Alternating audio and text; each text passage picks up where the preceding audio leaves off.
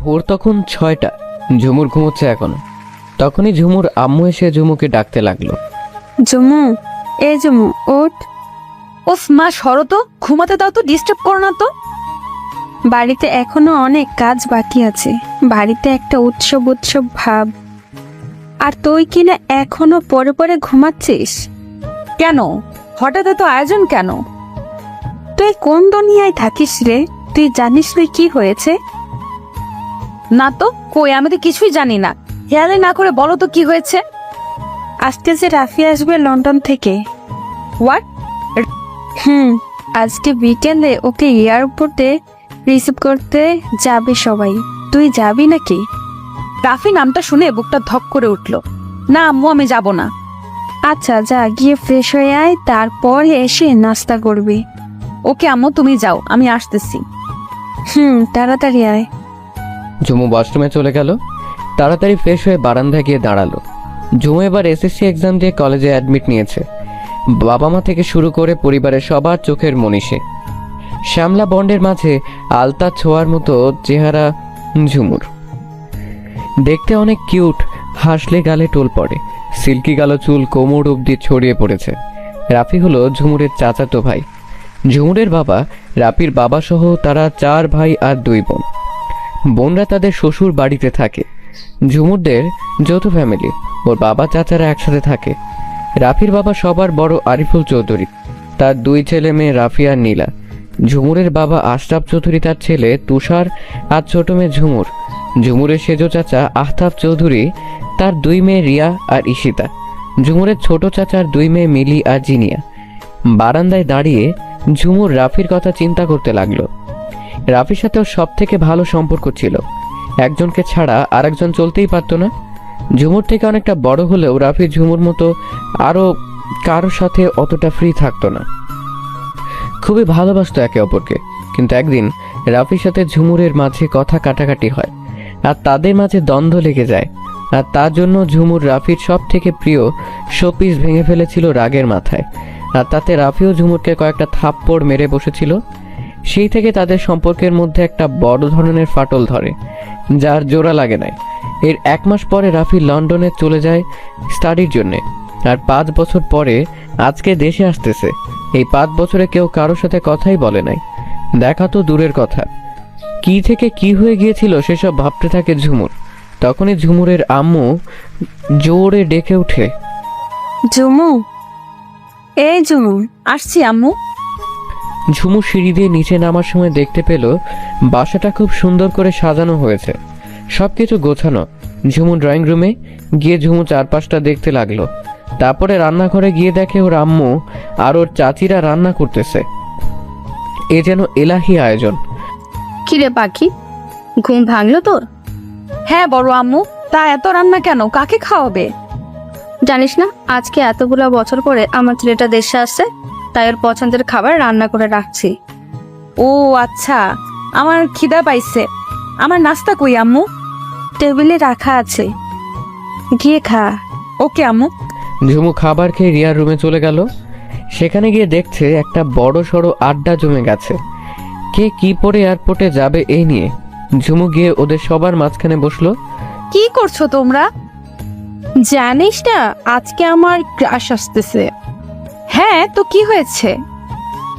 আরে গাধা, আমরা যে তোকে রিসিভ করতে এয়ারপোর্টে যাব, সেখানে কি কিছু সেজে গুজে না গেলে হয় বল? তোরা আসলে অনেক লুচুনি। তারপরে জিনিয়া, রিয়া, মিলি, ঈশিতা সবাই মিলে একসাথে ঝুমুরকে বলল, আচ্ছা ঝুমুর, বলো তো আমাদের কোন ড্রেসে মানাবে, একটু চুজ করে দে। তারপরে তাদের সবাইকে অ্যাড্রেস চুজ করে দিয়ে নিজের রুমে চলে গেল। নিজের রুমে গিয়ে মোবাইলটা হাতে নিয়ে বারান্দায় চলে গেল। গিয়ে দোলনায় বসে গ্যালারিতে ঢুকে রাফির সাথে ওর তোলা ছোট্টবেলার পিকগুলো দেখতে লাগলো। অজান্তেই ঝুমুরের চোখ বেয়ে 2 ফোঁটা পানি বেয়ে পড়লো। ঝুমুরের রাফির প্রতি একটু ভালোবাসা কমে নাই, বরং আরো বেড়েছে। আর সে ভাবছে, সে তো আমাকে ভালোবাসেনি, আর বাসবেও না, তাহলে আমি কার অপেক্ষায় আছি? উফ, ভালো লাগে না। দুপুর গড়িয়ে বিকেল হয়ে গেল। ঝুমুরের আম্মু, রাফির আম্মু আর ওর চাচিরাও ঝুমু বাদে সবাই এয়ারপোর্টে চলে গেল। ঝুমু এই সুযোগে গোসল করতে চলে গেল।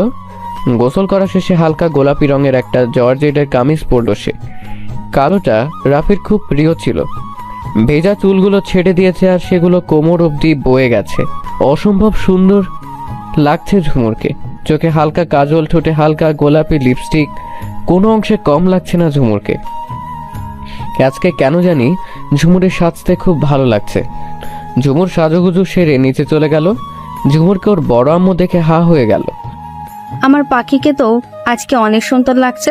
কি যে বলো না তুমি। আমার পাখির উপরে যেন কারো নজর না লাগে। থ্যাংক ইউ বড় আম্মু। ঠিক তখনই কলিং বেল বেজে উঠল। যা তো পাখি, ডাকে এসেছে। আচ্ছা যাচ্ছি। ঝুমু দরজা খুলতে গেল, আবারও কলিং বেল বেজে উঠল। উফ, খুলছি তো। দরজা খোলার সাথে সাথে মিলি, ঈশিতা, জিনি আর রিয়া ভিতরে ঢুকে গেল। বাকিরে তাকাতেই ঝুমু দেখে যে বাকিরাও গাড়ি থেকে এক এক করে নামছে। সবশেষে একটা ইয়াং ছেলে বের হলো, একদম ড্যাশিং বয়, একদম ক্রাশ খাওয়ার মতো। ঝুমু দরজার একপাশে দাঁড়িয়ে ছেলেটাকে লক্ষ্য করছে, আর ছেলেটার কেউ না, রাফি। গাড়ি থেকে নামতেই চোখ গেল বাড়ির সদর দরজার দিকে, আর সেখানেই চোখটা আটকে গেল। আর তার সাথে চোখ থেকে সানগ্লাসটাও নামিয়ে নিলাম। ছেলেটার চোখের দিকে তাকাতেই চিনে ফেললাম যে এ তো আর কেউ না, রাফি। অনেকটা পরিবর্তন হয়ে গেছে। হালকা চাপদাড়ি, ফর্সা মুখ, গোলাপি ঠোঁট, সাদা শার্টের ওপরে কালো কোট, জিম করা পারফেক্ট বডি। আমি যেন তাকিয়ে আছি। এ দেখা জানি কখনো শেষ হবে না। ভালোবাসার মানুষটিকে হঠাৎ করে এইভাবে দেখতে পাবো কখনো ভাবি নাই। ও এমজি, এই মেয়ে এত সুন্দর, পুরা সাক্ষাৎ পড়ি। হ্যাঁ ম্যাম, আর গায়া।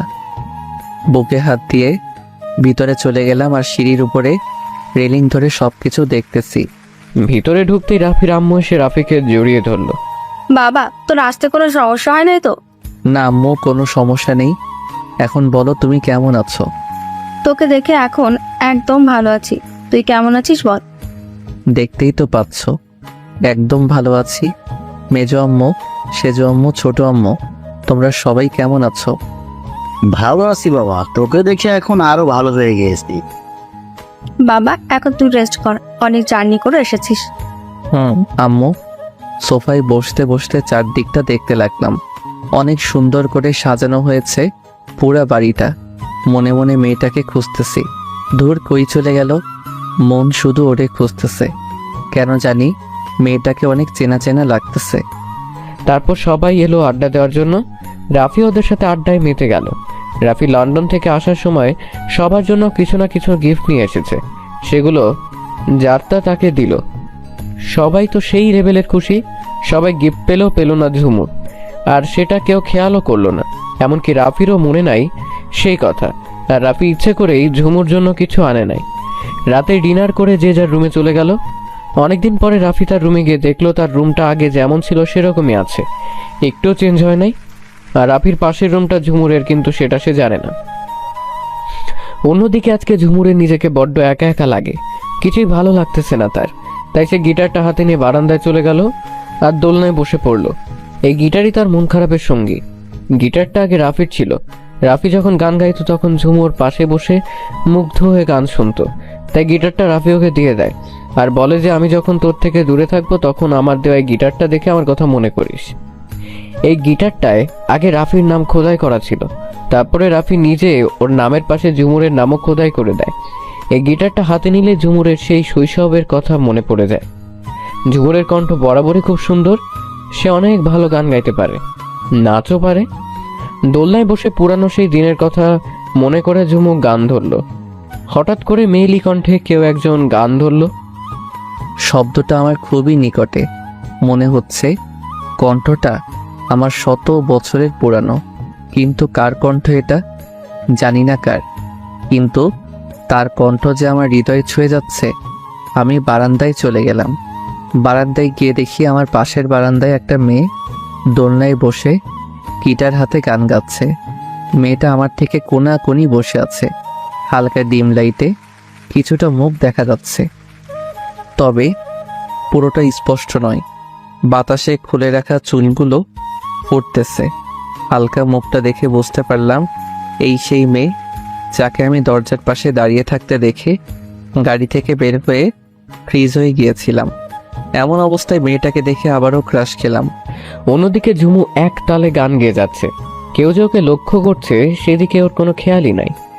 এর মধ্যে ঝুমুরের গান শুনে নীলা বুঝতে পারলো যে ঝুমু গান গাচ্ছে, তাই ওর রুমে গিয়ে ওর পাশে বসে জিজ্ঞেস করলো, কি রে ঝুমু, এত রাতে তোর আবার গান গাওয়ার শখ জাগলো কেন রে? ওই এত রাত, সবে মাত্র রাত 11টা ছুঁই ছুঁই। আর গান গাওয়ার কি নিষেধ না নাকি?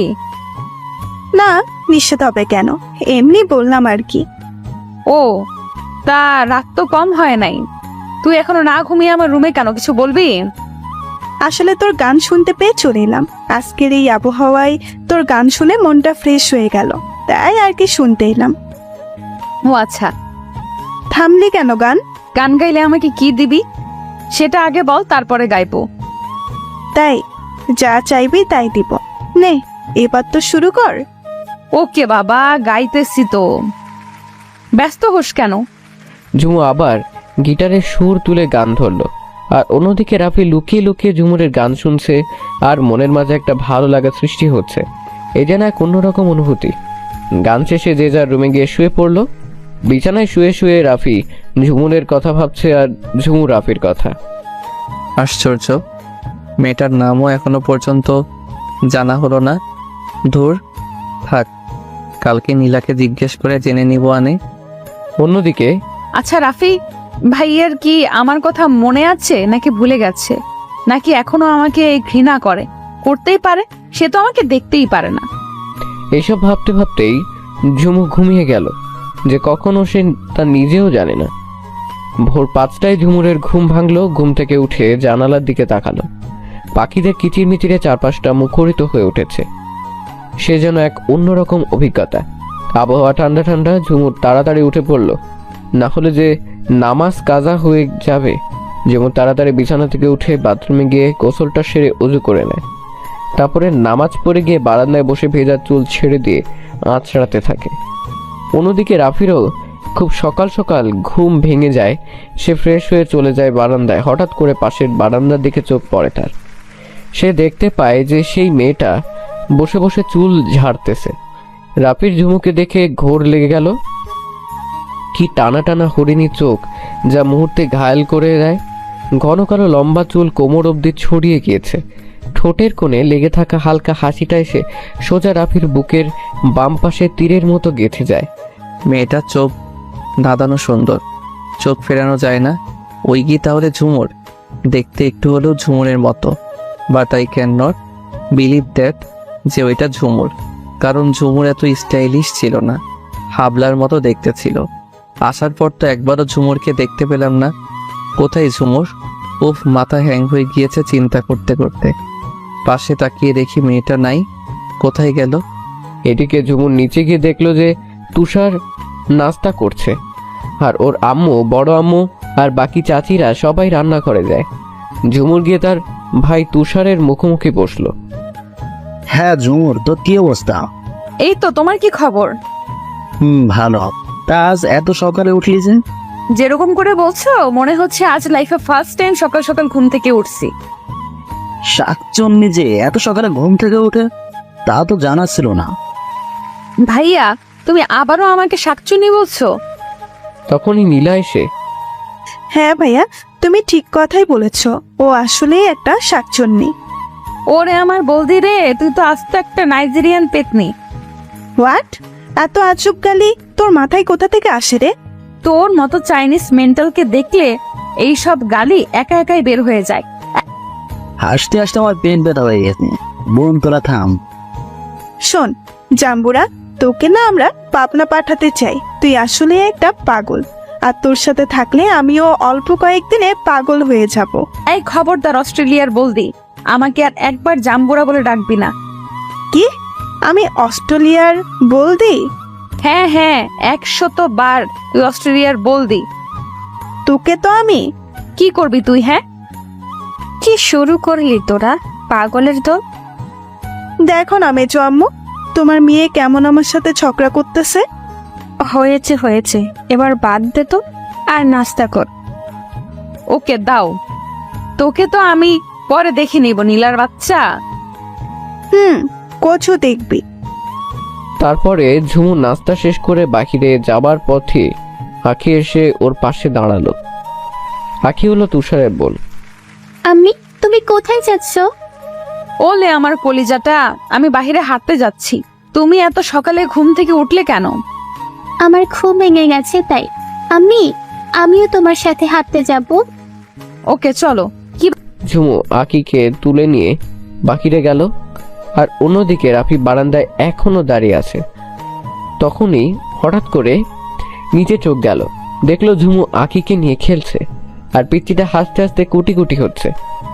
এর সাথে ঝুমু হাসছে, আর রাফি অবাক হয়ে শুধু ঝুমুরের হাসি দেখছে। ওর হাসি দেখে রাফিও আনমনে হাসতেছে। তখনই নীলা পেছন থেকে, এত মনোযোগ দিয়ে কি দেখো ভাইয়া? আরে তুই? তোমার জন্য কফি নিয়ে আসলাম। থ্যাংক ইউ ডিয়ার বনু। Welcome my sweet brother. তা কি দেখো নিচে? ওদের দুষ্টুমি দেখি। ও, ওই শাকচুন্নিকে দেখছো তাহলে? শাকচুন্নি আবার কে রে? ওই পিচ্চিটার সাথে যে একটা বদলিকে দেখতে পাচ্ছ ওকে বলছি। ও আচ্ছা, তার মেয়েটার নাম কি রে? ও মা, সে কি? ভাইয়া তুমি কি কইতেছ? তুমি ওর নাম জানো না? এত অবাক হবার কি আছে? ওর নাম আমি কি করে জানবো? তুমি সিরিয়াস ভাইয়া? ভাইয়া তুমি লন্ডন গিয়ে এতটা চেঞ্জ হয়ে গেলে যে ওর নামটাও তুমি ভুলে গেছো? তুই বলবি? ওকে বলছি। ও হলো আপনার জানে জিগার, আমার চাচাতো বোন ঝুমুর। হোয়াট? Yes bro. আশা করনি বুঝি? ভাইয়া সত্যি তুমি ওকে চিনতে পারো নাই? তোর কি মনে হয় আমি তোকে মিথ্যা কথা বলছি? না, একদমই না। আমার মাঝে মাঝে বিশ্বাস হয় না যে ওটা ঝুমু, কারণ আগেকার ঝুমুর মধ্যে এখনকার ঝুমুর আকাশ পাতাল তফাৎ। ও এখন সারা কলেজের ক্রাশ, এমনকি আমাদের মামাতো ফুপাতো ভাইরাও ওর পেছনে পড়ে আছে। বাট আশ্চর্যের বিষয় এটা যে ও আজ পর্যন্ত কোনো ছেলেকেই পাত্তা দেয় নাই। কথা বলা তো দূরের কথা। কাউকে পাত্তা দিলে তোকে আমি মেরেই ফেলবো। কি বললে ভাইয়া? কি না কি বলে ফেলেছি নিজেও জানি না। কই কি কিছু না তো। ও আচ্ছা, তাই বলো। ওকে, এখন আমি নিচে যাই, নাস্তা করে নিও, আম্মু তোমাকে ডাকতেছে। ওকে তুই যা, আমি আসতেছি। আচ্ছা ভাইয়া। নিচের দিকে তাকিয়ে দেখে ও পিচ্চিটাকে নিয়ে এখনো খেলা করতেছে। ওই তাহলে আমার ঝুমুর কত বড় হয়ে গেছে। দূর কিসব ভাবছি আমি। ও আমার হতে যাবে কেন? কোন দুঃখে? আমি তো ওকে ঘৃণা করি, আর ও আমাকে। তাহলে কোন টানে ওর কথা বারবার মনে হয় আমার? এমনকি লন্ডন গিয়েও শান্তি পেলাম না। প্রতিটা মুহূর্তে বারবার ঝুমুর চেহারাটা ভেসে উঠত। এসব কেন হচ্ছে? ওয়াই? ওদিকে ঝুমুর কি মনে করে জানি উপরের দিকে তাকিয়ে দেখে রাফি ওর দিকে এক দৃষ্টিতে তাকিয়ে আছে। কি ব্যাপার? এই লুচু বেটা আমার দিকে এমন করে তাকিয়ে আছে কেন? ঝুমুর উপরে তাকাতেই রাফির ঘোর ভেঙে যায়, আর নিচে চলে আসে নাস্তা করতে। আস্তে আস্তে বাড়ির সবাই ঘুম থেকে উঠলো, আর একসাথে নাস্তা করে আড্ডা দিতে বসলো। ওদিকে ঝুমু আঁকিকে কোলে নিয়ে বাড়ির ভিতরে প্রবেশ করতেই দেখে যে সবাই একসাথে বসে খুব হাসাহাসিতে মেতে গেছে ড্রয়িং রুমে। আর রিয়া, জিনিয়া, মিলি ওরা তো পুরাই রাফির গা ঘেঁষে বসে আহ্লাদীভাবে গল্প করতেছে। এই দৃশ্য দেখে ঝুমুর মন খারাপ হয়ে গেল। ও আঁকিকে নিচে নামিয়ে দিয়ে রুমে চলে যেতে নিলেই ঈশিতা ওকে ডাক দেয়। এই যে মহারানী, কোথায় থাকেন আপনি? কালকে থেকে আপনার কোনো খোঁজ খবরই দেখছি না। আমাকে বলছো? না, তোর আত্মাকে বলছি, গর্ধব। এই ঝুমুর, এখানে এসে বস না, আমাদের সাথে গল্প কর। আমার ঝুমু আম্মু, তুমি কই থাকো? আমরা সবাই মিলে আড্ডা দিচ্ছি, আর তোমাকে কাল থেকে পাওয়াই যাচ্ছে না। আসলে আব্বু কালকে আমার মাথা ব্যথা করছিল তো, তাই নিচে আসি নাই। ও আচ্ছা, তাই বলো। তুমি হয়তো তোমার রাফি ভাইয়ের সাথে সে আমার পর কথা বলো নাই। যাও, তার সাথে কথা বলো। না মানে আব্বু, হ্যাঁ বলতেছি। আসসালামু আলাইকুম ভাইয়া, কেমন আছো? ওয়ালাইকুম আসসালাম, ভালো আছি। তুমি কেমন আছো? বাবা, তুই থেকে তুমি এতটা পরিবর্তন? হ্যাঁ হ্যাঁ ভাইয়া, আমিও ভালো আছি। তারপর আব্বু উঠে চলে গেল। একটু পরে জিনিয়া আপু রাফি ভাইয়াকে পেছন থেকে জড়িয়ে ধরে আহ্লাদী সুরে বলল, ভাইয়া চলো না, আজকে কোথাও বেড়াতে যাই। ওকে। আইডিয়াটা খারাপ দাও নাই। ওকে, আমরা বিকেলে পার্কে যাব, তৈরি থেকো। থ্যাংক ইউ ভাইয়া। জিনিয়া আপি রাফিকে কিস করা দেখে ঝুমুর আর সহ্য হলো না, দৌড়ে সেখান থেকে রুমে চলে গেল। ওয়েলকাম বনু। যা বাবা, এর আবার কি হলো? এভাবে দৌড়ে চলে গেল কেন? এদিকে ঝুমুর দৌড়ে রুমে এসে দরজা বন্ধ করে ফ্লোরে বসে পড়ল। চোখ থেকে ঝুমুরের অজস্র পানি পড়ছে। কেন আমি ওর সাথে অন্য কাউকে দেখতে পারি না? কেন আমার জেলাস ফিল হয়? ওর সাথে কাউকে দেখলে আমার এত কষ্ট হয় কেন? ওদিকে এইটুকুতেই হাঁপিয়ে গেলি ঝুমো? ইস, সো স্যাড। 5 বছর আগে আমার সাথে যে বিহেভটাই না তুই করেছিলি, তার শোধ এখন থেকে আমি নিব। ওগুলার শাস্তি তো তোকে পেতেই হবে। এইটুকুতেই যদি জেলাস ফিল করিস এমন, তাহলে বাকি দৃশ্য দেখে না জানে কি করে বসিস, দেখবি আর চলবি, আর লুচির মতো ফুলবি। হা হা হা। পরের দিন বিকেলবেলা সব কাজিনরা পার্কে ঘুরতে যাবার জন্য ব্যস্ত হয়ে তৈরি হচ্ছে। অন্যদিকে ঝুমুর নিশার সাথে চ্যাট করতে ব্যস্ত। কিরে, সবাই রেডি হয়েছিস তো, নাকি আরো সময় লাগবে তোদের? আমার হয়ে গেছে ভাইয়া। আমারও হয়ে গেছে। তারপরে বাকি সবাই তৈরি হয়ে নিচে এসে দাঁড়ালো। আমরা তৈরি ভাইয়া, এবার চলো। ওয়েট ওয়েট, কে জানি মিসিং মনে হচ্ছে। কাকে আবার মিসিং মনে হবে? আমরা তো এখানেই। ভাইয়া তুমি ঠিকই বলেছ, ঝুমু আমাদের মাঝে থেকে মিসিং আছে। ও কি যাবে না? মাত্র 5 মিনিট সময় দাও, আমি এক্ষুনি জেনে আসতেছি। তাড়াতাড়ি যা। নীলা দৌড়ে ঝুমুর রুমে চলে গেল। গিয়ে দেখে ঝুমু কানে হেডফোন লাগিয়ে ফোন টিপছে। ঝুমুর, ঝুমুর, হাই ঝুমুর। উফ, ডিস্টার্ব। কি হয়েছে? তুই বয়রা নাকি? কতক্ষণ যাবত তোকে ডাকতেছি। দেখছিস না গান শুনছি আর ফোন গোতাচ্ছি? তাহলে তোর কথা কি করে শুনবো বল? আচ্ছা বল, কি জন্য এসেছিস? অনলি 5 মিনিট সময় দিলাম, তৈরি হয়ে নে, নিচে তোর জন্য সবাই অপেক্ষা করতেছে। কেন রে, কোথায় যাব? আমরা ভাইকে নিয়ে ঘুরতে যাচ্ছি, প্লিজ একটু তাড়াতাড়ি তৈরি হয়ে নে না বোনে। আমি যাব না রে, তোরা যা, আমার ভালো লাগছে না। তুই না গেলে কসম আমিও যাব না। মহা মুশকিল তো। ওকে ওকে, ফুলতে হবে না, আমি রেডি হচ্ছি। লক্ষ্মী বোন আমার, একটু তাড়াতাড়ি কর। নীলা চলে যাবার পর ঝুমু রেডি হতে লাগলো। ঝুমুর একটা কামিজ পরে নিল, তারপরে বেশি ঘের এর একটা কালো বোরকা পরে নিল, আর তার সাথে ইরানি স্টাইলে কালো হিজাব পরে নিল। ঠোঁটে হালকা গোলাপি লিপস্টিক আর হাতে একটা কালো পার্স। 5 মিনিটও লাগে নাই ঝুমুরে রেডি হতে, তবু আয়নায় একবার নিজেকে দেখে নিল। আর কতকাল লাগবে রেডি হতে? ওই তো এসে গেছে। উপর তাকাতেই আমার হার্টবিট মিস হতে লাগলো। এই মেয়েটা মনে হয় আমাকে পাগল করেই ছেড়ে দিবে। ওর চোখগুলো দেখে ওর মায়ায় আরো জড়িয়ে যাচ্ছি। ফর্সা দেহে কালো বোরকা, কালো হিজাবে যেন ওর সৌন্দর্য 1000 গুণ বাড়িয়ে দিয়েছে। মনে হচ্ছে একটা কিউট ইরানি বেবি ডল আমার সামনে এসে দাঁড়ালো। আমি কখনো কোনো মেয়েকে দেখে ক্রাশ খাই নাই, কিন্তু ওকে দেখে একদম ফিদা হয়ে গিয়েছি। না না, আমাকে আরো স্ট্রেঞ্জ হতে হবে। তোমার রূপ দেখে আমি তোমার প্রতি দুর্বল হচ্ছি না ঝুমুরানি। তোরা এখনো যাসনি? এই তো আম্মু, এখনই বের হচ্ছি। আচ্ছা তাড়াতাড়ি বাসা আসি বাবা। ওকে আম্মু, তুমি চিন্তা করো না। এই চলো তোমরা। 2টি কারে করে যাব সবাই। একটি ড্রাইভ করবে রাফি আর একটি আঙ্কেল ড্রাইভ করে যাবে। তাই ঝুমু কিছু না ভেবে প্রথম কারে উঠতে যাবে, তখনই রাফি বলল, এখানে মিলি বসবে, তুই গিয়ে পিছনে গাড়িতে বস। অপমানিত বোধ করলাম, চোখে পানি টলমল করছে, তবুও নিজেকে সামলে নিয়ে পেছনের কারে গিয়ে বসলাম। প্রথম কারে রাফি, মিলি, ঈশিতা, রিয়া বসলো। তার দ্বিতীয় কারে ঝুমুর, নিতা, জিনিয়া বসলো। গাড়ি চলতে শুরু করলো। আধা ঘন্টা পরে সবাই মিলে একটা পার্কে এসে পৌঁছালো। পার্কিং লটে গিয়ে গাড়ি সাইড করে পার্কে ঢোকার জন্য টিকিট কেনার পরে সবাই আস্তে আস্তে পার্কের ভিতরে ঢুকে পড়লো। সবাই যে যার মতো এনজয় করছে। ঝুমুর বাদে সবাই বিভিন্ন ধরনের পোজ দিয়ে সেলফি তুলছে, সাথে রাফিও ব্যস্ত ওদের সাথে। আর ঝুমুর ওদের থেকে কিছুটা দূরে দাঁড়িয়ে আছে। শুধুমাত্র নীলার কথায় ঝুমুর এখানে এসেছে, নাইলে ওর আসার কোনো ইচ্ছেই ছিল না। নীলা এসে ঝুমুরের সাথে কিছু সেলফি তুললো, বাকিরা সবাই নিজেদেরকে নিয়ে ব্যস্ত। আর রিয়া আর জিনিয়া একটু বেশি রাফির সাথে গা ঘেঁষে আহ্লাদি হওয়ার চেষ্টা করছে। রাফি ওদের সাথে হাসাহাসি করছে। ঝুমুরের এসব মোটেও ভালো লাগছে না, তাই সে আর একদিকে আনমনে হাঁটতে লাগলো। আশপাশে অনেক ছেলেরা ঝুমুরের দিকে তাকিয়ে আছে, যেটা রাফির চোখ এড়ায় নাই। সব ছেলেরা ওর দিকে তাকিয়ে আছে। কেমন করে, কেন যে আল্লাহ ওর মাঝে এত কিউটনেস দিলেন? আচ্ছা, ওর দিকে কে তাকালো না তাকালো তাতে আমার কি যায় আসে? আজব তো, আমার এত জ্বলে কেন? কিন্তু আর যাই হোক না কেন, ওকে কোনো ছেলের সাথে কথা বলতে দিব না।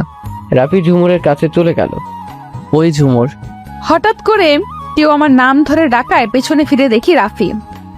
কিছু বলবে? তুই এখানে কি করিস একা? আসলে ওই দিকটায় আমার ভালো লাগছিল না, তাই এখানে এসে হাঁটতেছি। ও ওকে, কিন্তু একটা কথা, অচেনা কারোর সাথে কোনো ছেলের সাথে যেন তোকে কথা বলতে না দেখি, মাইন্ডে। তুমি হয়তো জানো না আমি কোনো ছেলের সাথে কথা বলি না, কিন্তু হঠাৎ করে এই কথা কেন? আমি এসব দেখতে পারি না, তাই আগে ভাগে সতর্ক করে দিলাম। ও ওকে। তারপরে রাফি সেখান থেকে বাকি সবার কাছে চলে গেল। সবাই অনেক এনজয় করছে, শুধুমাত্র ঝুমু বাদে। ঝুমু এমনিতেই শান্তশিষ্ট একটা মেয়ে।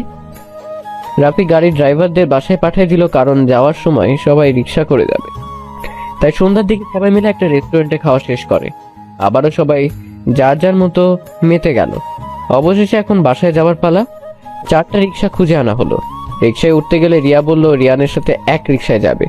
মিলিয়া জিনিয়া এক রিক্সায় বসবে ঠিক করলো, আর নীলা ও ঈশিতা ওরা ঠিক করলো এক রিক্সায় যাবে। এদিকে ঝুমুর একা। সবই তো হলো, কিন্তু ঝুমুর একা কি করে যাবে? প্রবলেম হবে না, আমি যেতে পারবো। Are you sure? হুম। ওকে, তাহলে যাওয়া যাক। রিক্সা চলতে শুরু করলো। রাফিদের রিক্সাগুলো আগে আগে যেতে লাগলো। প্রায় 15 মিনিট পরে সবাই বাসায় পৌঁছে গেল। একে একে রিক্সা থেকে রিয়া, ঈশিতা, মিলির, জিরিয়া, নীলা নেমে বাড়ির সদর দরজায় দাঁড়িয়ে বেল বাজাতে লাগলো। আর রাফি রিক্সা ভাড়া মিটিয়ে ওর কাছে গিয়ে দাঁড়ালো। রাফি ওদের জিজ্ঞেস করলো, এই সবার আজকের দিন কেমন কাটলো? তোমার সাথে বেড়াতে যাওয়ার মজাই আলাদা ভাইয়া। Nice day bro. তখনই ঝুমুরের ছোট চাচি এসে দরজা খুলে দিল। কি রে, তোদের ঘোরাফেরা কেমন হলো? অনেক ভালো হয়েছে আম্মু। তারপরে সবাই গিয়ে সোফায় গিয়ে হেলান দিয়ে বসে পড়লো। সবাই অনেক ক্লান্ত। অনেকক্ষণ যাবার পরে নীলার কথায় রাফির টনক নড়ছে। ভাইয়া আমরা তো এসেছি সেই অনেকক্ষণ হলো, কিন্তু ঝুমুটা এখন এলো না। ঠিকই তো, ও তো আমাদের পিছনে রিক্সায় ছিল, এতক্ষণে তো এসে যাবার কথা। আমারই ভুল হয়েছে, কেন যে ওকে একা একা রিক্সায় করে আসতে বললাম। চিন্তা করার কি আছে, একটু পরেই এসে যাবে। তবুও আমার মনে তো অশান্তির ঝড় বয়ে যাচ্ছে, না জানি একা একা কি করতেছে। আরো কিছুক্ষণ অপেক্ষা করার পর রাফি বের হয়ে গেল ঝুমুরকে ধরতে। আর এদিকে ঝুমুর যে রিক্সায় উঠেছিল সেটা এক বন্ধু লোক চাচ্ছিল, তাই সে রিক্সা খুব আস্তে আস্তে চলছিল। কোন রকম অর্ধেক রাস্তা ঝুমুর রিক্সা থেকে নেমে গিয়ে রিক্সার ভাড়া মিটিয়ে চারিদিক তাকিয়ে দেখে আর কোনো রিক্সা পাওয়া যায় কিনা। কিন্তু এই সময় রাস্তা একদম ফাঁকা, তাই সে কোনো রিক্সা না পেয়ে আস্তে আস্তে হাঁটা ধরলো। জীবনে কোনোদিন ঝুমু একা এভাবে দিনের বেলাতেও চলাফেরা করে না। হয়তো ওর আব্বু, না হয় ওর আম্মু, না হয় ফ্রেন্ড সার্কেলের সাথে চলাফেরা করে, কিন্তু আজকে এত রাতে নিরিবিলি রাস্তা দিয়ে ঝুমুর একা হেঁটে যাচ্ছে, তাও আবার একা। ভাবতেই ঝুমুরের অন্তরাত্মা শুকিয়ে যাচ্ছে। রাস্তা চেনা থাকলেও অজানা ভয়ে বারবার শিবরে উঠছে ঝুমুর। তবু আস্তে আস্তে হাঁটছে আর আকাশ পাতাল ভাবছে। আসলে রাফি ভাইয়া ইচ্ছে করে আমাকে একা রিকশায় তুলে দিয়েছে, যাতে করে আমি একা আসার সময় ভয় পাই আর কষ্ট পাই। হ্যাঁ, তুমি সফল হয়েছো, আমিও ভয়ে কষ্টও পেয়েছি। ভাবছি আর হাঁটছি, চোখ দিয়ে পানিও পড়ছে, আর মনে হাঁটছি আর এইসব ভাবছি। হঠাৎ করে কে যেন আমার সামনে এসে পড়লো। আমি থমকে দাঁড়ালাম, সামনে তাকিয়ে দেখি রাফি ভাইয়া। রাফি আর ঝুমুর একে অপরকে সামনাসামনি জড়িয়ে আছে। দুজনেই খুব অবাক হচ্ছে।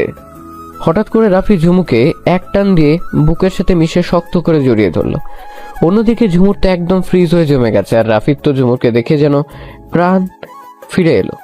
সরি, তোকে এইভাবে একা আসতে দেয়া আমার উচিত হয় নাই। প্লিজ রাগ করিস না, সরি বললাম তো। ঝুমুর রাফির থেকে নিজেকে ছাড়িয়ে নিয়ে ওর দিকে এক পলক তাকিয়ে পাশ কাটিয়ে হাঁটতে যাবে, তখন রাফি এসে ঝুমুরের হাত ধরে ওর পাশে হাঁটতে লাগলো। বাপ্পা, মহারানীর কি অভিমান! রাতের আলোর এই হালকা রাস্তার লাইটের আলোতে ঝুমুরকে অনেক অনেক সুন্দর লাগছে। চোখ ফেরাতে পারছি না। লক্ষ্য করে দেখলাম যে ওর চোখ বেয়ে অজরে পানি পড়তেছে। ও নিঃশব্দে কান্না করতেছে। এই ঝুমুর, কান্না করতেছিস কেন? তোকে কি কেউ কিছু বলেছে? ঝুমুর কান্না করেই যাচ্ছে। প্লিজ বল, কি হয়েছে? আসলে একা পথ চলার অভ্যাস নাই তো, তাও আবার এই নিরিবিলি রাস্তায় রাতের বেলা খুব ভয় পেয়ে গেছিলাম। ও সরি, প্লিজ কিছু মনে করিস না। আর কোনো কথা হয় না তাদের মাঝে। বাসায় ঢুকতেই নীলা দৌড়ে এসে ঝুমুকে জড়িয়ে ধরে। জানিস কত টেনশন হচ্ছিল, এত দেরি হলো কেন? অর্ধেক রাস্তায় এসে রিক্সাটা খারাপ হয়ে গিয়েছিল, তাই আর কি। আচ্ছা যা রুমে ফ্রেশ হয়ে নে। আচ্ছা। ঝুমু উপরে চলে গেল ড্রেস হতে, ফ্রেশ হতে, আর বাকি সবাই ফ্রেশ হয়ে আবারও আড্ডায় মেতে উঠছে। মিলি, জিনিয়া ওরা সহ রাফির সব মামাতো ভাই ফরহাদ, রাকিব, আসিফ, তার সাথে ওর আসার খবর শুনে ওর বেস্টু ঈশান, নীলাস, তুহিন, ইরাদ আর লাড়াও ওরাও উপস্থিত সেখানে। রাফি সবাইকে খুব ভালোবাসে, তাই ওর আসার খবর শুনে সবাই ছুটে চলে এসেছে। রাফিরা পার্ক থেকে আসার পরই এক একজন আগমন করছে। চারটাতে ভালোই জমেছে। ওদিকে ঝুমুর গোসল করে ড্রেস চেঞ্জ করে নিল, একটা কালো ট্রাউজার এর সাথে কালো টি শার্ট পরে নিল, গলায় একটা কালো স্কার্ফ পরে নিল, চুলগুলো ছেড়ে দিয়ে রাউন্ড বেল্ট দিয়ে বাঁধা। আয়নায় নিজেকে একবার দেখে ঝুমু ওকে অবস্থাতে অনেক সুন্দর লাগছে। ঝুমুর আজকে ঘটে যাওয়া ঘটনাগুলো ভাবতে লাগলো। রাফি ওকে রাস্তায় যেভাবে জড়িয়ে ধরেছিল, মনে হচ্ছিল ওকে ছেড়ে দিলে বুঝি ঝুমুর হারিয়ে যাবে। জড়িয়ে ধরার কথা মনে পড়তেই ঝুমুর এক গাল দুটো লজ্জায় লাল হয়ে গেল। সবকিছুতেই ঝুমুরের লজ্জাটা বরাবরই একটু বেশি, আর ইমোশনালও একটু বেশি। কেউ যদি ওকে হার্ট করে কোনো কথা বলে, তাহলেও তার পাল্টা কিছু বলবে না, উল্টো নিজে কেঁদে কেঁদে বুক ভাসাবে। আর একটু ভীতু আর নিরীহ টাইপের মেয়ে। চাঞ্চলতা শুধু নীলা আর ওর ফ্রেন্ড সার্কেলের সামনে প্রকাশ করে, আর কারোর সামনে নয়। আর রাফি জানে ঝুমুরের স্বভাব সম্বন্ধে। যাই হোক, ঝুমুর নিচে চলে গেল। রাফি নূপুরের রিমঝিম শব্দ শুনে অপর পাশে তাকাতেই দেখে যে ঝুমুর এসে দাঁড়িয়ে নীলার পাশে। ও মাই গড, ঝুমুরকে দেখতে তো সেই লাগছে। টাসকি খেয়ে গেলাম আমি ওর উপরে। এখানে এসে বস ঝুমু। ঝুমুর একসাথে সবাইকে দেখে যেন লজ্জা লাগছে, নিজেকে কেমন জানি আড়ষ্ট মনে হচ্ছে। তবু আড়ষ্ট কাটিয়ে সবার সাথে কোনো মতে মিশলো, সবার সাথে কথা বলছে, আর মনে মনে নিজেকে নিজেই গালি দিচ্ছে এরকম লজ্জা পাওয়ার জন্য। ঝুমুর, ছি, এ কেমন স্বভাব আমার? এত লজ্জা কোথা থেকে আসে? ডিসগাস্টিং। ঝুমুর, এত লজ্জা আর ভয় থাকলে ভবিষ্যতে চলবে কি করে? দেখ সবাই কি সুন্দর করে আড্ডা দিতেছে। সবার সাথে কথা বলতে বলতে হঠাৎ করে ঝুমুরের দিকে চোখ গেল। দেখলাম ও চোখ বন্ধ করে কি জানি বিড়বিড় করতেছে। ওর এসব দেখে আমি হেসে ফেললাম। আমি বুঝতে পারছি যে ও কেন এসব করছে। হঠাৎ করে ঈশান রাফিকে ধাক্কা দিল। কিরে ভাই, কাকে দেখে এমন মুসকে মুসকে আসতেছিস? হ্যাঁ, বড় ভাই, এত বুদ্ধি তোমার কোত্থেকে আহে, তা বুঝলা কেমনে? বাহ বাহ, কার জন্য তোমার মনে এত রং লেগেছে? সময় হলে সবই জানতে পারবি। এখন সব জানার জন্য নাচানাচি করিস না। আরে তোরা কি এত ফাঁসুর ফুসুর করছিস? আমাদেরকেও তো কিছু বল। হে হে, না না না, কিছু না। ধুর, কিছু না, বাদ দে। হঠাৎ করে আসিফের দিকে চোখ গেল। ওর দিকে তাকিয়ে দেখলাম যে ও ঝুমুর দিকে এক দৃষ্টিতে তাকিয়ে আছে। ওর এমন চাহনি অন্য কিছু বলছে। মনে তো হচ্ছে ওর গাল চাপটিয়ে ফাটিয়ে দেই। তবুও নিজেকে কন্ট্রোল করলাম, কিছু বললাম না। এখন কাউকে কিছু বলা যাবে না। আচমকা লারা প্রশ্ন করে বসলো। আচ্ছা রাফি, তুমি কি সিঙ্গেল? হঠাৎ করে প্রশ্ন কেন? আসলে তুমি এত কিউট একটা ছেলে, যে কোনো মেয়েই তোমাকে দেখলেই ক্রাশ খাবে, তাই আর কি কৌতূহলবশত জিজ্ঞেস করলাম।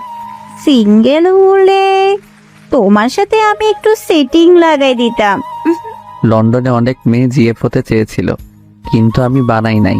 প্রেম টেম থেকে বিশ্বাস উঠে গেছে আমার, তাই আজও আমি সিঙ্গেল। কেন রে, শাকা খেয়েছিস নাকি ভাইয়া তুই? ধুর না, ছ্যাঁকা খাই নাই, তবে একজনকে খুব ভালো লাগে। তা কে সে ভাগ্যবতী যাকে তোর মনে ধরলো? নাম বললে চাকরি থাকবে না মামা। ঝুমুর রাফির দিকে এক নজর বিষণ্ণ নজরে তাকিয়ে আবার চোখ সরিয়ে নিল। যাকে আমি এত করে তোমার কাছে চাইলাম আল্লাহ, সেই কিনা অন্য কাউকে ভালোবাসে, তার মনের গহীনে জায়গা দিয়েছে। যাই হোক, সে যদি আমার ভাগ্যে থাকে তাহলে সে আমার হবে, এই নিয়ে আমি আর ভাববো না। হঠাৎ করে রাফির আম্মু এসে সবাইকে খাবার খাওয়ার জন্য ডাকতে লাগলো। এই তোমরা সবাই খাবার টেবিলে যাও, সবার জন্য খাবার রেডি। সবাই তখন হুড়মুড় করে ডাইনিং রুমে চলে গেল। আর ঝুমুরও তাড়াহুড়ো করে উঠতে গিয়ে টেবিলের কোনায় ধাক্কা খেয়ে একদম পড়বিত পর রাফির উপরে পড়ে গেল। আর রাফি তখন সবে মাত্র উঠতে যাচ্ছিল বসা থেকে, আর তখনই ঝুমুর এসে ওর উপরে পড়ায় আবার আগের জায়গায় বসে পড়ে। আর ঝুমুর ওর উপরে এমন করে পড়েছে যে আচমকা পরস্পরের ঠোঁট এক হয়ে গিয়েছিল। ঝুমুর রাফির টি শার্টের কলার আঁকড়ে ধরল। এমন ঘটনায় তো ঝুমুর একদম হতভম্ব হয়ে গেছে। আর রাফি তো অবাক দৃষ্টিতে ঝুমুরের দিকে তাকিয়ে আছে। ঝুমুর ভয়ের জন্য চোখ বন্ধ করে রাফির কলার আরো জোরে ধরল। আর রাফির মনে তো উথাল পাথাল পড়ছে। সে আর নিজেকে কন্ট্রোল করতে না পেরে ঝুমুরকে টাইট করে জড়িয়ে ধরে ওর ঠোঁটে চুমু দিতে লাগলো। ঝুমুর রাফির বুকের সাথে একদম মিশে আছে, ও কোনো মতেই নিজেকে ছাড়াতে পারছে না। নীলা ঝুমুরের রাফির প্রতি ফিলিংসটা জানতো আগে থেকে, তাই সেই সব দেখে সেই রুমের দরজা লাগিয়ে দিয়ে চলে গেল। ওদিকে খাবার টেবিলে নীলা গিয়ে বলল, আম্মু ভাইয়ার খাবার তুমি তুলে রেখে দাও, সে পরে খাবে বলছে। আর ঝুমুর আর রুমে গেছে, একটু পরে খাবে বলছে। ওকে তুই বস। ওদিকে ঝুমুরের অবস্থা তো খারাপ।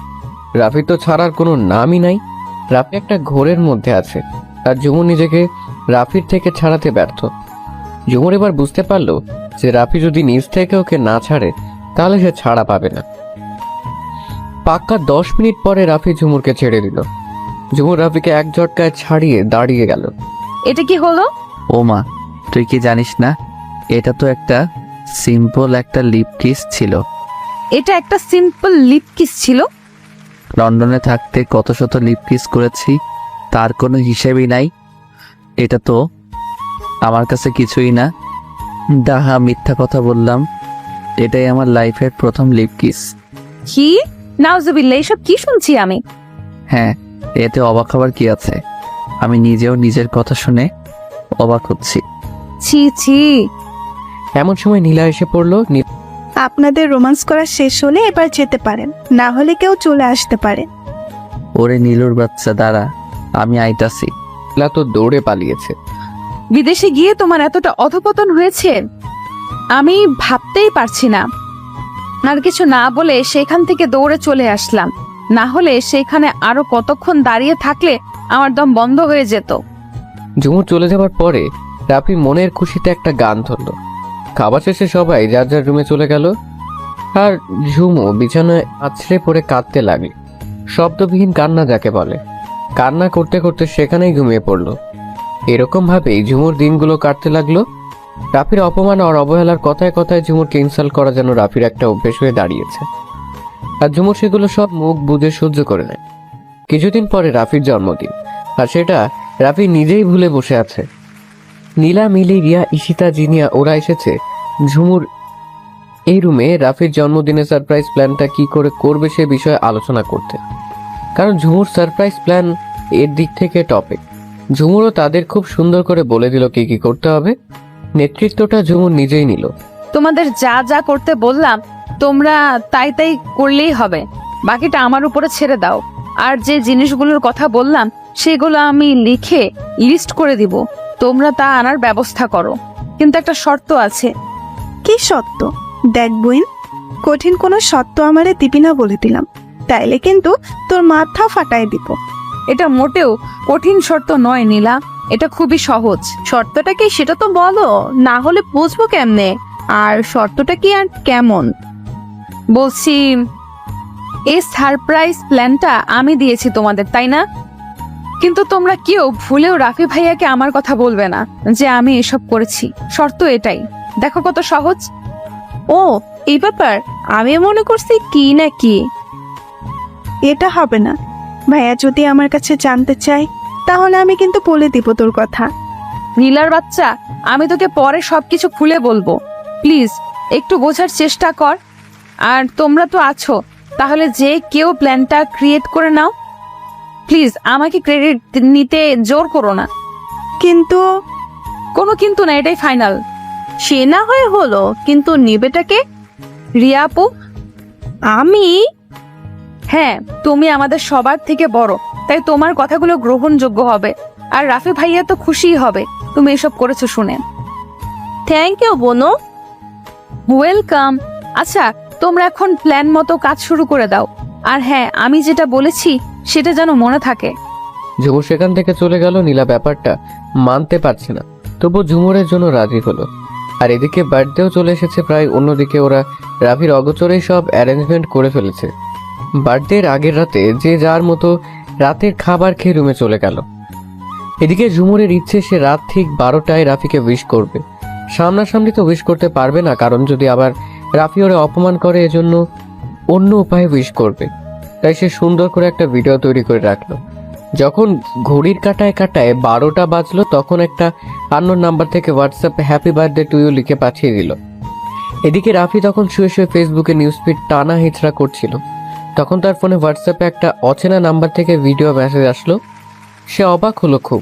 এত রাতে কে আমার হোয়াটসঅ্যাপ নাম্বারে ভিডিও মেসেজ পাঠালো, তাও আবার অচেনা নাম্বার থেকে? দেখতে হচ্ছে তো কি পাঠিয়েছে। রাফি হোয়াটসঅ্যাপে ঢুকলো আর ভিডিওটা ওপেন করলো। ভিডিওটা ছিল রাফির কিছু ছোটবেলার পিক নিয়ে আর সদ্য তোলা কিছু স্টাইলিশ পিক নিয়ে খুব সুন্দর করে এডিট করে পাঠানো। এত নাইস বার্থডে উইশ দেখে রাফি যেরকম অবাক হলো তার থেকে বেশি খুশি হলো। সে তো ভুলেই গিয়েছিল তার বার্থডের কথা। কিন্তু এটা পাঠালো কে? ধুর, সকালবেলা নীলার থেকে জিজ্ঞেস করে নিব, যদি বাহিরের কেউ পাঠিয়ে থাকে তবে। যাই হোক, যার ইচ্ছে হয়েছে পাঠিয়েছে, এখন এই টপিক বাদ দিয়ে ঘুমানো বেটার। রাফি ঘুমিয়ে গেল, কিন্তু অন্যদিকে ঝুমুরের নির্ঘুম রাত কেটে গেল রাফির কথা ভাবতে ভাবতে। পরের দিন খুব ভোরে ঝুমঝুম থেকে উঠে বাথরুমে গিয়ে গোসল করে বের হয়ে নামাজ পড়ে সোজা নীলার রুমে চলে গেল। অন্য সবাই এখন ঘুমে, তাদের মতো নীলাও এখন পড়ে পড়ে ঘুমাচ্ছে। ঝুমুর নীলার ঘরে আসতেই দেখে নীলা নাকে তেল দিয়ে হা করে ঘুমোচ্ছে। ঝুমুর মাথার পাশে এসে কোমরে হাত দিয়ে দাঁড়িয়ে পাশে থাকা পানির গ্লাস থেকে পানি নীলার মুখে ঢেলে দিল।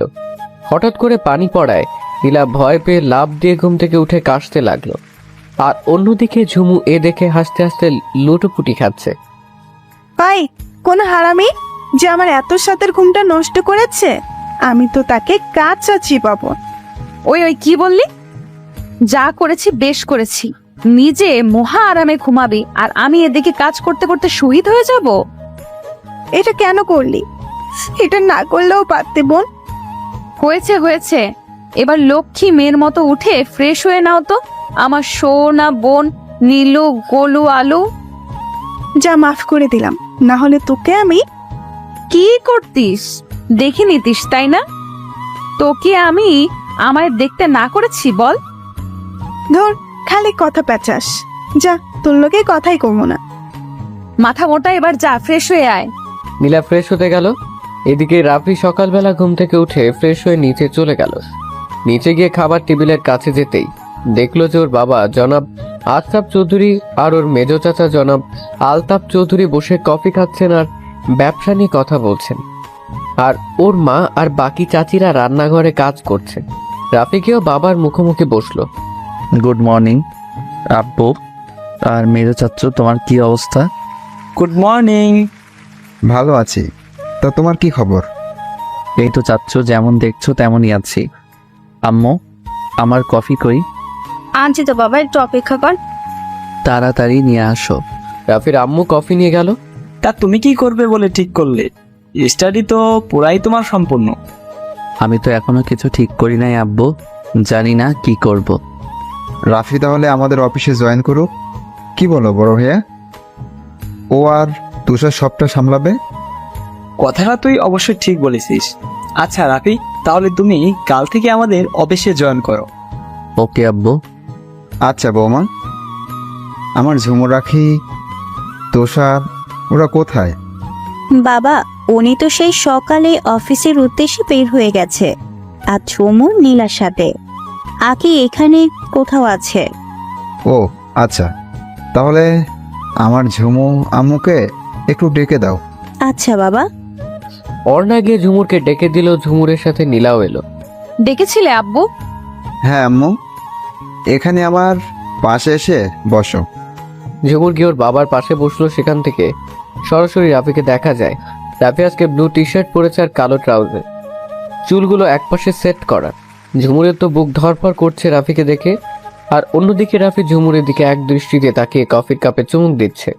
ঝুমুর আজকে বেগুনি রঙের একটা লং কামিজ পরেছে আর সাথে চুড়িদার।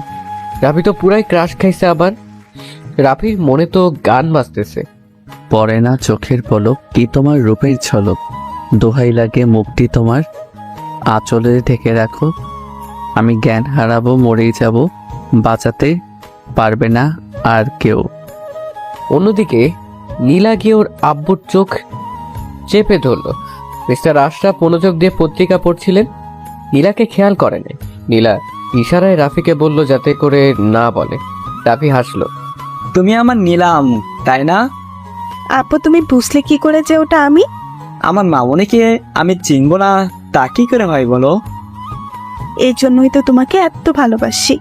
লাভ ইউ আব্বু। লাভ ইউ সো মাচ আমার শেষ জারি। হ্যাঁ হ্যাঁ, ইচ্ছে মতো ভালোবাসো, আমি তো জোয়ারের পানিতে ভাইসাইছি। রাফির কথা শুনে ঝুমুর হি হি হি করে হেসে দিল। ওর মতো সবাই হেসে দিল। রাফি ঝুমুরের দিকে বাঁকা চোখে তাকালো। রাফির এমন চাহনি দেখে ঝুমুর ভয় পেয়ে তৎক্ষণাৎ হাসি থামাতে গিয়ে কাশতে লাগলো। আরে আরে, আস্তে আস্তে আম্মু, এই নাও পানি। ঝুমুরের বাবার থেকে পানির গ্লাস নিয়ে রাফির দিকে তাকিয়ে এক ঢোকে পুরো পানি খেয়ে নিল। রাফির এমন অবস্থা দেখে হাসতে লাগলো। ঝুমুর চোখ গরম করে রাফির দিকে তাকালো। কে বলেছি তোমাকে আমি ভালোবাসি না? তোমাকেও তো ভালোবাসি আব্বু, কারণ তুমি আমার একমাত্র পুত্র। তোমাদের দুজনকে আমি অনেক ভালোবাসি। জানি আব্বু, বলতে হবে না, আমি মজা করছিলাম। ঝুমু আম্মু, তুমি নাকি এই কয়দিন ঠিক মতো খাবার খাও নাই, তা কি ঠিক বলো? না মানে আসলে আব্বু খাবার খেতে ভালো লাগে না।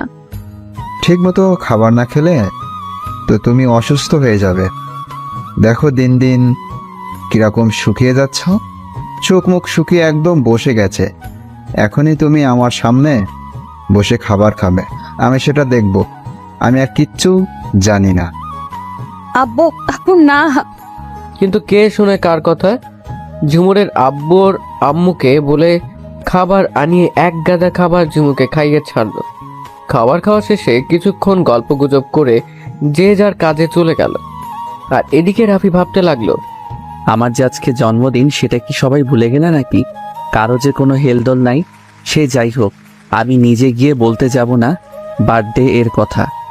অন্যদিকে ঝুমুরের তত্ত্বাবধানে ওদিকে অগোচরে সবকিছু কমপ্লিট করা হলো। বলতে গেলে সব কাজ ঝুমুই করেছে। এবার শুধু সন্ধে হবার পালা। সারপ্রাইজ প্ল্যান সব রেডি। রাফি সন্ধ্যাবেলা বাহিরে যাবার জন্য বের হওয়ার জন্য তৈরি হলো। একটা লাল রঙের টি শার্ট আর তার সাথে জিন্স প্যান্ট আর চুলগুলো জেল দিয়ে একদিকে সেট করে নিল। খুব সুন্দর লাগছে রাফিকে। কিন্তু রাফির মন খারাপ, কারণ কেউ তাকে এখনো বার্থডে উইশও করে নাই এখনো, এমনকি তার ফ্রেন্ডরাও না। তাই এখন নদীর পাড়ে যাবে মনটা ফ্রেশ করার জন্য, আর রাতে দেরি করে বাসায় আসবে। রাফির মনে একটা ইচ্ছে ছিল যে কেউ তাকে উইশ করুক, আর নাই করুক ঝুমুর নিশ্চয় করবে, কিন্তু তাও হলো না। কিরে রাফি, কোথাও যাচ্ছিস নাকি? হ্যাঁ আম্মু, আমি একটু বাইরে যাচ্ছি, ফিরতে একটু দেরি হবে। আচ্ছা। উনি আর কিছু না বলে চলে গেল। রাফি অনেকটা অবাক হলো যে ওর মা ওকে বাধা দেয় না, কৈফিও তো চায়নি। রাফি আর কিছু না ভেবে বের হতে যাবে, তখনই নীলা এসে রাফির সামনে দাঁড়ালো। এসে বলল, ভাইয়া কোথাও যাচ্ছ নাকি? হ্যাঁ একটু বাইরে যাব। কেন, কিছু বলবি নাকি? তোমাকে একটা জিনিস দেখাবার ছিল। আচ্ছা, পরে দেখাস। ওকে। ভাইয়া খুব আর্জেন্ট, এক্ষুনি আমার সাথে যাবে তুমি। ওকে ওকে, বই নেওয়ার চিল্লাস না, প্লিজ চল। ওয়েট, কালো একটা রুমাল হাতে নিয়ে এটা দিয়ে আগে তোমার চোখ বাঁধতে হবে। হোয়াট? নো ওয়ে, আমি চোখ বাঁধতে দিব না। চোখ বাঁধার কি আছে আজব? ওসব হবে না। তুমি যদি আমার কথা না শোনো তাহলে তো জানো আমি কি কি করতে পারি। চিৎকার করে কান্নাকাটি শুরু করে দিব। ব্ল্যাকমেল করতেছিস? আচ্ছা বাদ নে। এই তো আমার সুইট ব্রাদার, এখন চলো, চোখ বাঁধা শেষ। তারপরে নীলা রাফিকে নিয়ে বাগানের দিকে চলে গেল। এখানেই সারপ্রাইজ প্ল্যানটার ব্যবস্থা করা হয়েছে। বাগানের ওদিকে একটা খোলা জায়গা আছে, আর সেখানে বিভিন্ন ধরনের ফুলের গাছ আছে। নীলা সেখানে নিয়ে গিয়ে রাফিকে নিয়ে দাঁড়ালো। রিয়া পাশ থেকে এসে ওদের সাথে দাঁড়ালো। তার ডান পাশে একটা গাছের কোণে সে ঝুমুর দাঁড়িয়েছে। আর ইউ রেডি ভাইয়া? না জানি কি না কি করবে। আমি রেডি। ওকে ডান, তোমার চোখ খুলে দিলাম, এবার উপরের দিকে তাকাও। রাফি এবার আকাশের দিকে তাকালো। তখনই কয়েকটা ফুল ছড়ি উড়ে এসে আকাশে উড়ে গিয়ে শব্দ করে ফুটে উঠল এবং উপরে বড় করে ইংলিশে লেখা উঠল। লেখাগুলো কয়েক সেকেন্ড পরে মিলিয়ে গেল। লেখাটি মিলিয়ে যাবে তার সাথে সাথে চারদিকে আলোতে ভরে গেল। আর রাফির নামে বার্থডে সং বাজছে। বেলুন ফাটানোর শব্দে আর সিটি বাজানোর শব্দে মুখরে হয়ে উঠেছে সারাটা চারপাশ। রাফি তো এখনো শক্টের মধ্যে আছে। চারপাশ থেকে তালে তালে মিলিয়ে সবাই বলে উঠলো। রাফি লক্ষ্য করে দেখলো যে ওর আব্বু আম্মু, মেজো চাচা চাচি, সেজো চাচা চাচি, ছোট চাচা চাচি, ওর দাদু দাদি, নীলা, জিনিয়া, ঈশিতা, রিয়া, মিলি, তুষার সহ ওর সব ফ্রেন্ড সার্কেলরা উপস্থিত আছে। আঁকি পিচিটাও আছে এখানে। ওয়াও, এত সুন্দর সারপ্রাইজ! আই অ্যাম শক। চারদিকে বেলুনের ছড়াছড়ি। গাছেও বিভিন্ন ধরনের লাইট জ্বলছে। অনেক সুন্দর করে ডেকোরেশন করা হয়েছে। রাফি সব থেকে বেশি খুশি হয়েছে ওর দাদা দাদিকে দেখে। এক দৌড়ে গিয়ে ওর দাদুকে জড়িয়ে ধরলো। দাদু, what a surprise for me. দাদু তুমি এখানে? দাদু ভাই, তোমার বার্থডে আর আমরা আসবো না, সেটা কি করে হয় দাদু ভাই? এটা আমার জীবনের সব থেকে বড় সারপ্রাইজ। আমি অনেক অনেক অনেক খুশি আজকে। আমাকে কি ভুলে গেলি দাদু ভাই?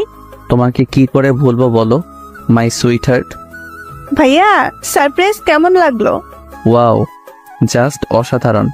আচ্ছা একটা কথা বলো তো, এসব প্ল্যান কে করেছে?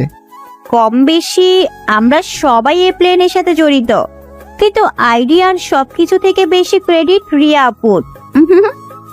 নীলা চুপ করে রয়েছে আর মনে মনে ঝুমুরের 14 গোষ্ঠী উদ্ধার করছে। যে কিনা কিছু করলো না সেই না ক্রেডিট নিল, সেই নাকি সব করেছে। একটু ঘটকা লাগলো, কারণ রিয়া যে অলসের ঢেকি, ওর দ্বারা এসব কিভাবে সম্ভব? এসব রিয়া করেছে? ভাইয়া, এই সব কিছু রিয়া আপুই করেছে। অবিশ্বাস্য, বাট তবুও বিশ্বাস করতে হচ্ছে। Oh my goodness, thank you so much বনু। ইটস মাই প্লেজার ভাইয়া। হয়েছে, এখন এখান থেকে চলো, কেক কাটতে হবে। নীলা আর মিলি মিলে রাফিকে ধরে টেবিলের কিনারায় নিয়ে গেল। যেখানে কেক রাখা ছিল টেবিলের সামনে ক্যান্ডেল লাইট দিয়ে রাফির নাম লেখা। টেবিলে 2টা কেক আর কতগুলো চকলেট আর কোকাকোলা রাখা ছিল। এসবই রাফির খুব প্রিয় আড্ডার সময়ের খাবার। কিন্তু রাফির অবচেতন মন তো শুধুই ঝুমুরকে খুঁজছে। সবাই আছে, শুধু ঝুমুর ছাড়া। ও কোথায়? আমাকে জন্মদিনের উইশ পর্যন্ত করলো না। এত কিসের ভাব ওর যে সবাই এসেছে কিন্তু ও আসে নাই? আজকে দেখব ওর কত ভাব, কত অ্যাটিচিউড। ওর সাহস কি করে হয় আমার সামনে অ্যাটিচিউড দেখায়? ওকে আমি আজকে দেখেই নিব। অন্যদিকে ঝুমুর গাছের সাথে হেলান দিয়ে রাফির মুখের দিকে তাকিয়ে ওর মুখের এক্সপ্রেশন দেখছে। রাফিকে হাসতে দেখে আজকে ঝুমুরও অনেক অনেক হ্যাপি। সে সবসময় রাফিকে এমন হাসি খুশি দেখতে চায়। অতপর কেক কাটার খাওয়া দাওয়া শেষে বড়রা যার যার রুমে চলে গেল। আর ওখানে ছেলে মেয়েদের সবার আড্ডার জমশাল বসলো। তখনই আবির নীলাকে প্রশ্ন করলো, আচ্ছা, ঝুমুরকে তো দেখছি না, নীলা ও কোথায়? ওকে ওয়েট, আমি দেখছি। নীলা ঝুমুরের কাছে চলে গেল। ঝুমুর, আর কত এসব করবি? এখন চল প্লিজ, সবাই তোর অপেক্ষা করছে। আমাকে তো এমনিতেই রাফি ভাই দেখতে পারে না। আমি যাবার পরে যদি কোনো কিছু নিয়ে সিন ক্রিয়েট করে তবে কি হবে? কিচ্ছু করবে না, সব তোর মনের ভয়। এই বলে নীলা ঝুমুরকে আড্ডার জায়গায় নিয়ে আসলো। এ হলো আমাদের ঝুমুর রানী। হাই জমু, তুমি এতক্ষণ কোথায় ছিলে? আসলেই তো ঝুমুর, তুই এত সময় কোথায় ছিলি? সবাইকে আসার পর দেখলাম, কিন্তু তোকে দেখি নাই। মাত্র দেখলাম, কোথায় ছিলি? আসলে একটু কাজ ছিল তো তাই। হয়েছে, এবার বস তো। নীলা ঝুমুরকে জোর করে বসিয়ে দিল। অন্যদিকে রাফি ঝুমুরকে খুব তীক্ষ্ণ দৃষ্টিতে দেখছে। ঝুমুর একটা সাদা শার্টের সাথে নীল রঙের একটা স্কার্ফ, চুলগুলো ছেড়ে দেয়া। বেশি লাইটিং এর কারণে ওর মাথা ব্যথা করে, তাই কালো ফ্রেমের চশমা পরে এসেছে। রাফির চোখ তো ঝুমুর উপরেই আটকে আছে। আচ্ছা, ঝুমুরের চোখ মুখ এত শুকনো লাগছে কেন? কিছু খাওয়া দাওয়া করে নাই নাকি? নীলার কথায় রাফির ধ্যান ভাঙলো। ভাইয়া এখন তো পার্টি শুরু হবে, নাচ গান সবকিছু হবে, আর এখন গান গাইবে ঝুমুর। কি? আমি ওসব পারবো না। আমি একবার ঝুমুরের গান শুনেছিলাম, এত ভালো লেগেছিল তা বলার বাইরে। প্লিজ ঝুমুর, আবার গানা। কি বলিস, তাই নাকি? ওই ঝুমুর, স্টার্ট করো তো জলদি। সবাই ঝুমুরকে গাওয়ার জন্য চাপ দিতে লাগলো। ওকে ওকে গাইতেছি। ওই নীলা, যা তো আমার গিটারটা নিয়ে আয় তো। নীলা এক দৌড়ে ঝুমুর রুমে গিয়ে ওর গিটারটা নিয়ে এলো, এনে ওর হাতে দিল। নে মহারানী, এবার শুরু কর। প্রত্যুত্তরে ঝুমু একটা হাসি দিল। আরে, এটা তো ওই গিটার যেটা আমি ওকে দিয়েছিলাম। তখন ঝুমুর পায়ের দিকে নজর গেল, দেখলাম খুব সুন্দর একজোড়া নূপুর পরে আছে।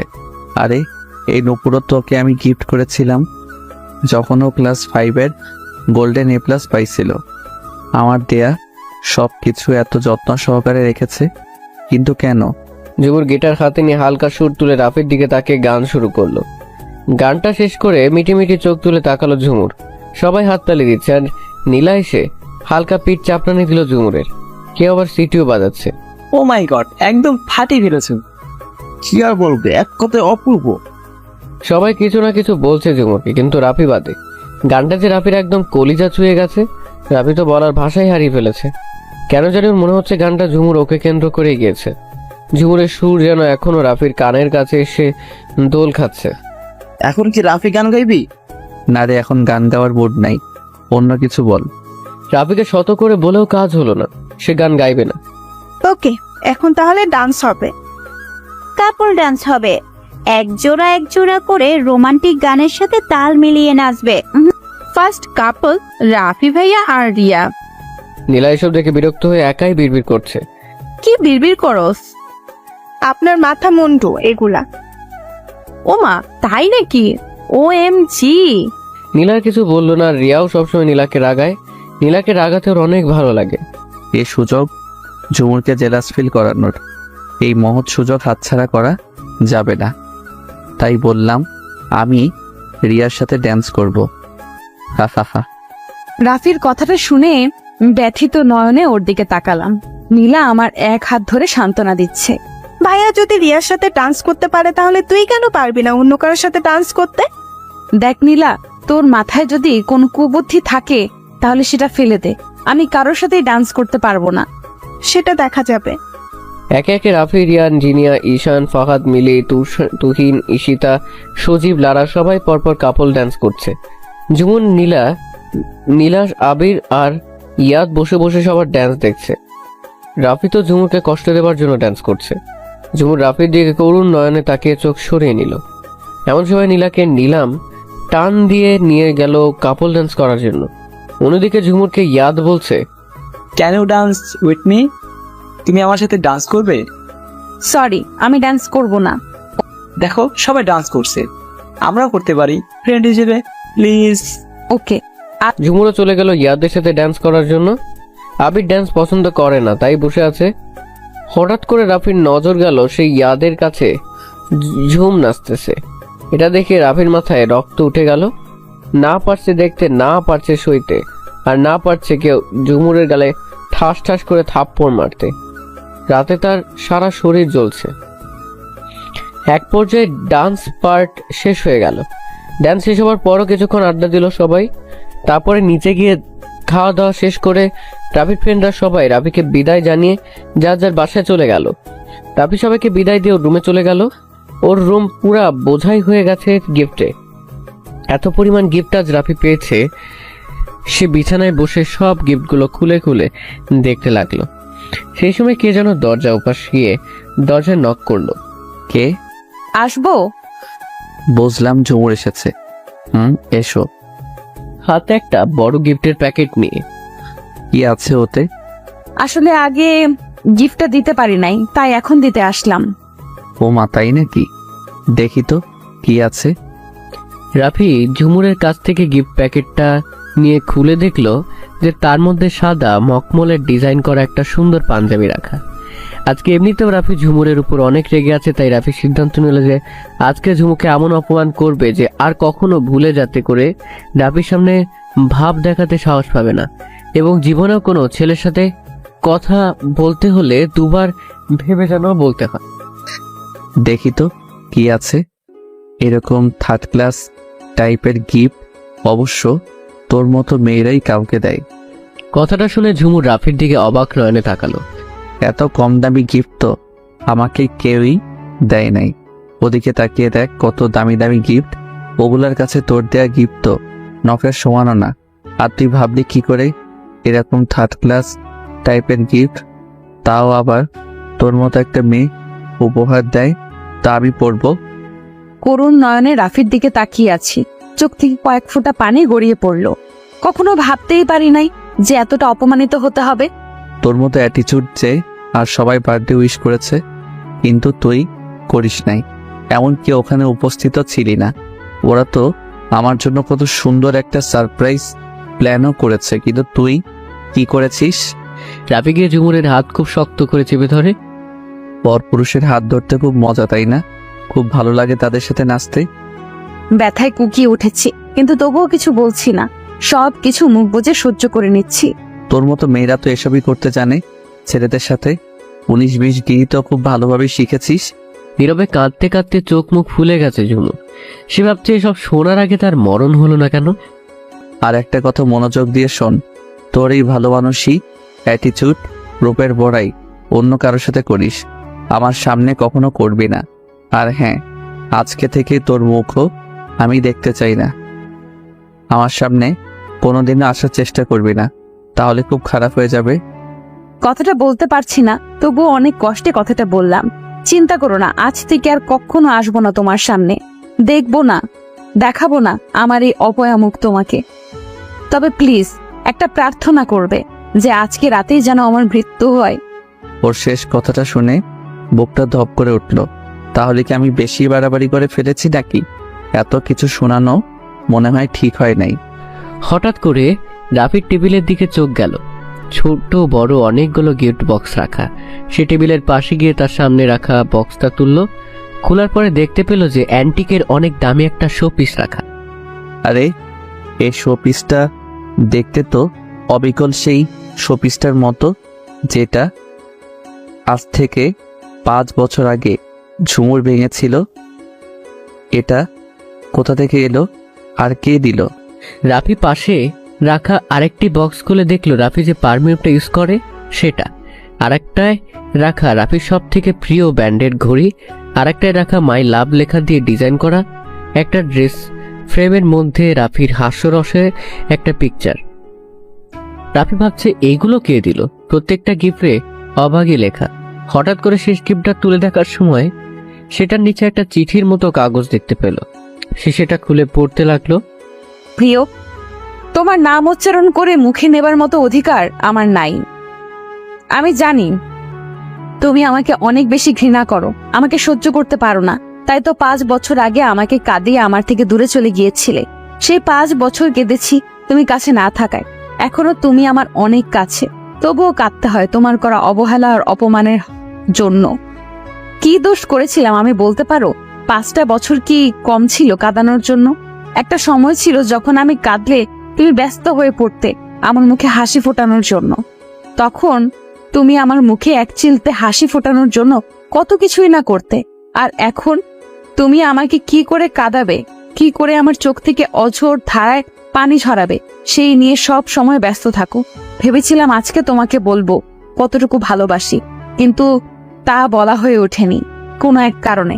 তোমার মুখে হাসি ফোটানোর জন্য আমি আমার তুচ্ছ জীবনটাও বাজি রাখতে পারি। যেদিন দেখবো তুমি অন্য কারো হয়ে গেছো, সেদিনই হবে আমার জীবনের শেষ দিন। সর্বশেষ একটা কথাই বলবো, ভালোবাসি, অনেক অনেক বেশি ভালোবাসি আমার সেই পাগলটাকে। I love you a lot more than of my life. ইতি অভাগী ঝুমু। কাগজটা পড়ে রাফি তো একেবারে শিহরিত, কিছু বলার ভাষাই হারিয়ে ফেলেছে। ওদিকে ঝুমুর নিজের রুমে গিয়ে কাঁদতে লাগলো। ওর ভেতরটা ফেটে যাচ্ছে কষ্টে, হয়তো কষ্টগুলো কিছুটা চোখের পানি দিয়ে বের হচ্ছে। আজকে রাফির করা অপমান কিছুতেই সহ্য করতে পারছে না ঝুমু। জানতাম ঘৃণা করো, কিন্তু এতটা যে ঘৃণা করো তা জানতাম না। আল্লাহ আমাকে মেরে ফেলো, কেন বাঁচিয়ে রেখেছো আমারে? আমি যে এত কষ্ট সহ্য করার ক্ষমতা হারিয়ে ফেলেছি। হঠাৎ করে ঝুমুর জোরে জোরে শ্বাস নিতে লাগলো, মনে হচ্ছে ওর ফুসফুসটা ফেটে যাবে। নাক থেকে রক্ত পড়তে লাগলো, খুব বেশি করে শ্বাসকষ্ট হতে লাগলো। মাথা ঘুরিয়ে নিচে পড়ে গেল, টেবিলের কোণার মাথায় জোরে আঘাত লাগলো, আর ওর চারদিকে শুধু অন্ধকার মনে হচ্ছে। নীলা কি যেন মনে করে ঝুমুরের রুমের দিকে আসলো। নীলা দরজা খুলে ভিতরে এসে দেখতে পেল যে ঝুমুর নিচে পড়ে আছে, ওর মাথা ফেটে গেছে, নাক দিয়ে রক্ত পড়ছে, জোরে জোরে শ্বাস নিচ্ছে।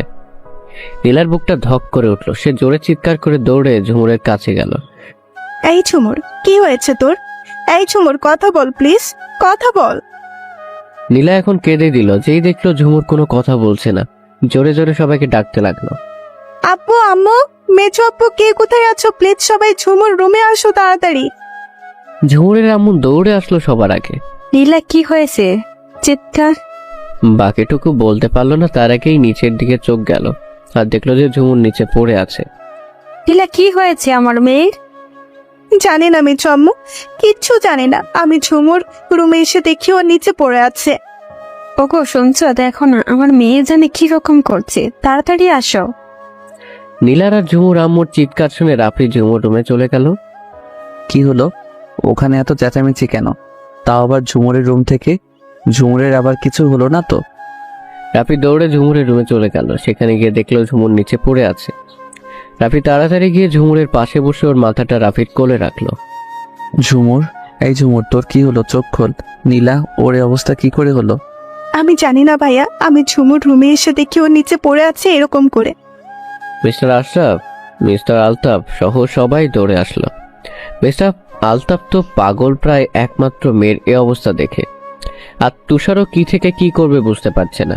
রাফি ঝুমুরকে কোলে তুলে নিয়ে বাহির হতে লাগলো, আর তুষারকে বললো যে তাড়াতাড়ি গাড়ি বের করে। রাত তখন 12টারও বেশি। তুষার গাড়ি ড্রাইভ করছে, আর মিস্টার আলতাফ তুষারের পাশে বসে আছে সামনে, আর পেছনের সিটে রাফি ঝুমুরকে কোলে নিয়ে বসে আছে। রাফি ঝুমুরের মাথাটা নিজের বুকের সাথে শক্ত করে জড়িয়ে ধরলো। ওর মনে হচ্ছে কেউ ওর থেকে ঝুমুরকে কেড়ে নিয়ে যাচ্ছে। পিছনের গাড়িতে বাকি সবাই আসলো, ঝুমুরকে হাসপাতালের ভিতরে নিয়ে গেল। ডক্টর দেখে ওকে তাড়াতাড়ি আইসিইউতে নিয়ে গেল, আর ওর ট্রিটমেন্ট করতে লাগলো। একে একে সবাই আসলো হাসপাতালে। ঝুমুরের আম্মু তো কান্না করতে করতে সেন্সলেস হয়ে পড়েছে।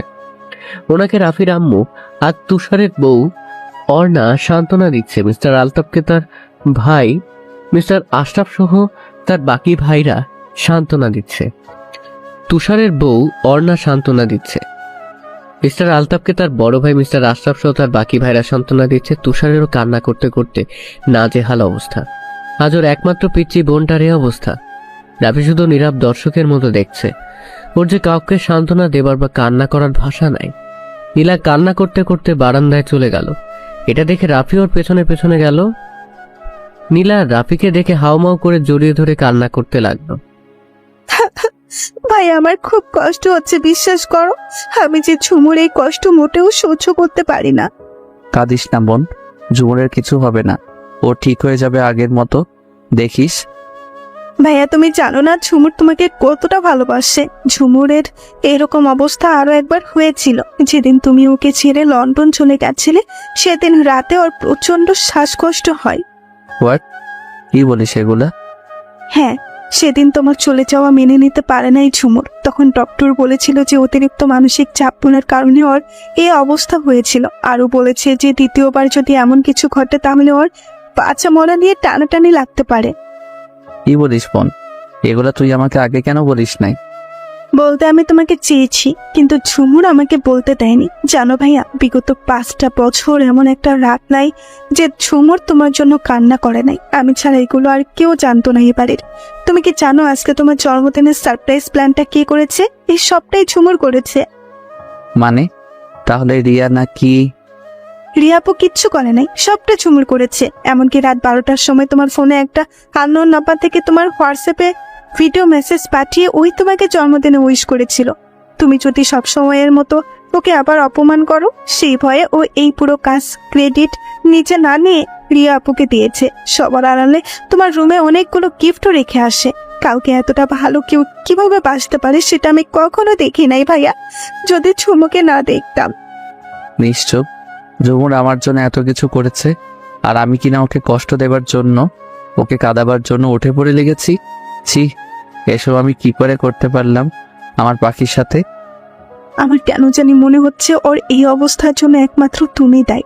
হয়তো তুমি ওকে এমন ভাবে অপমান করেছো সেটা ওর সহ্য করার ক্ষমতা হারিয়ে ফেলেছে। যদি এটাই হয়ে থাকে তাহলে তুমিও শুনে রাখো একটা কথা, ঝুমুর যদি কিছু হয় তাহলে আমি তোমাকে কোনো দিন ক্ষমা করতে পারবো না। আমি নীলার যাওয়ার পানে তাকিয়ে আছি।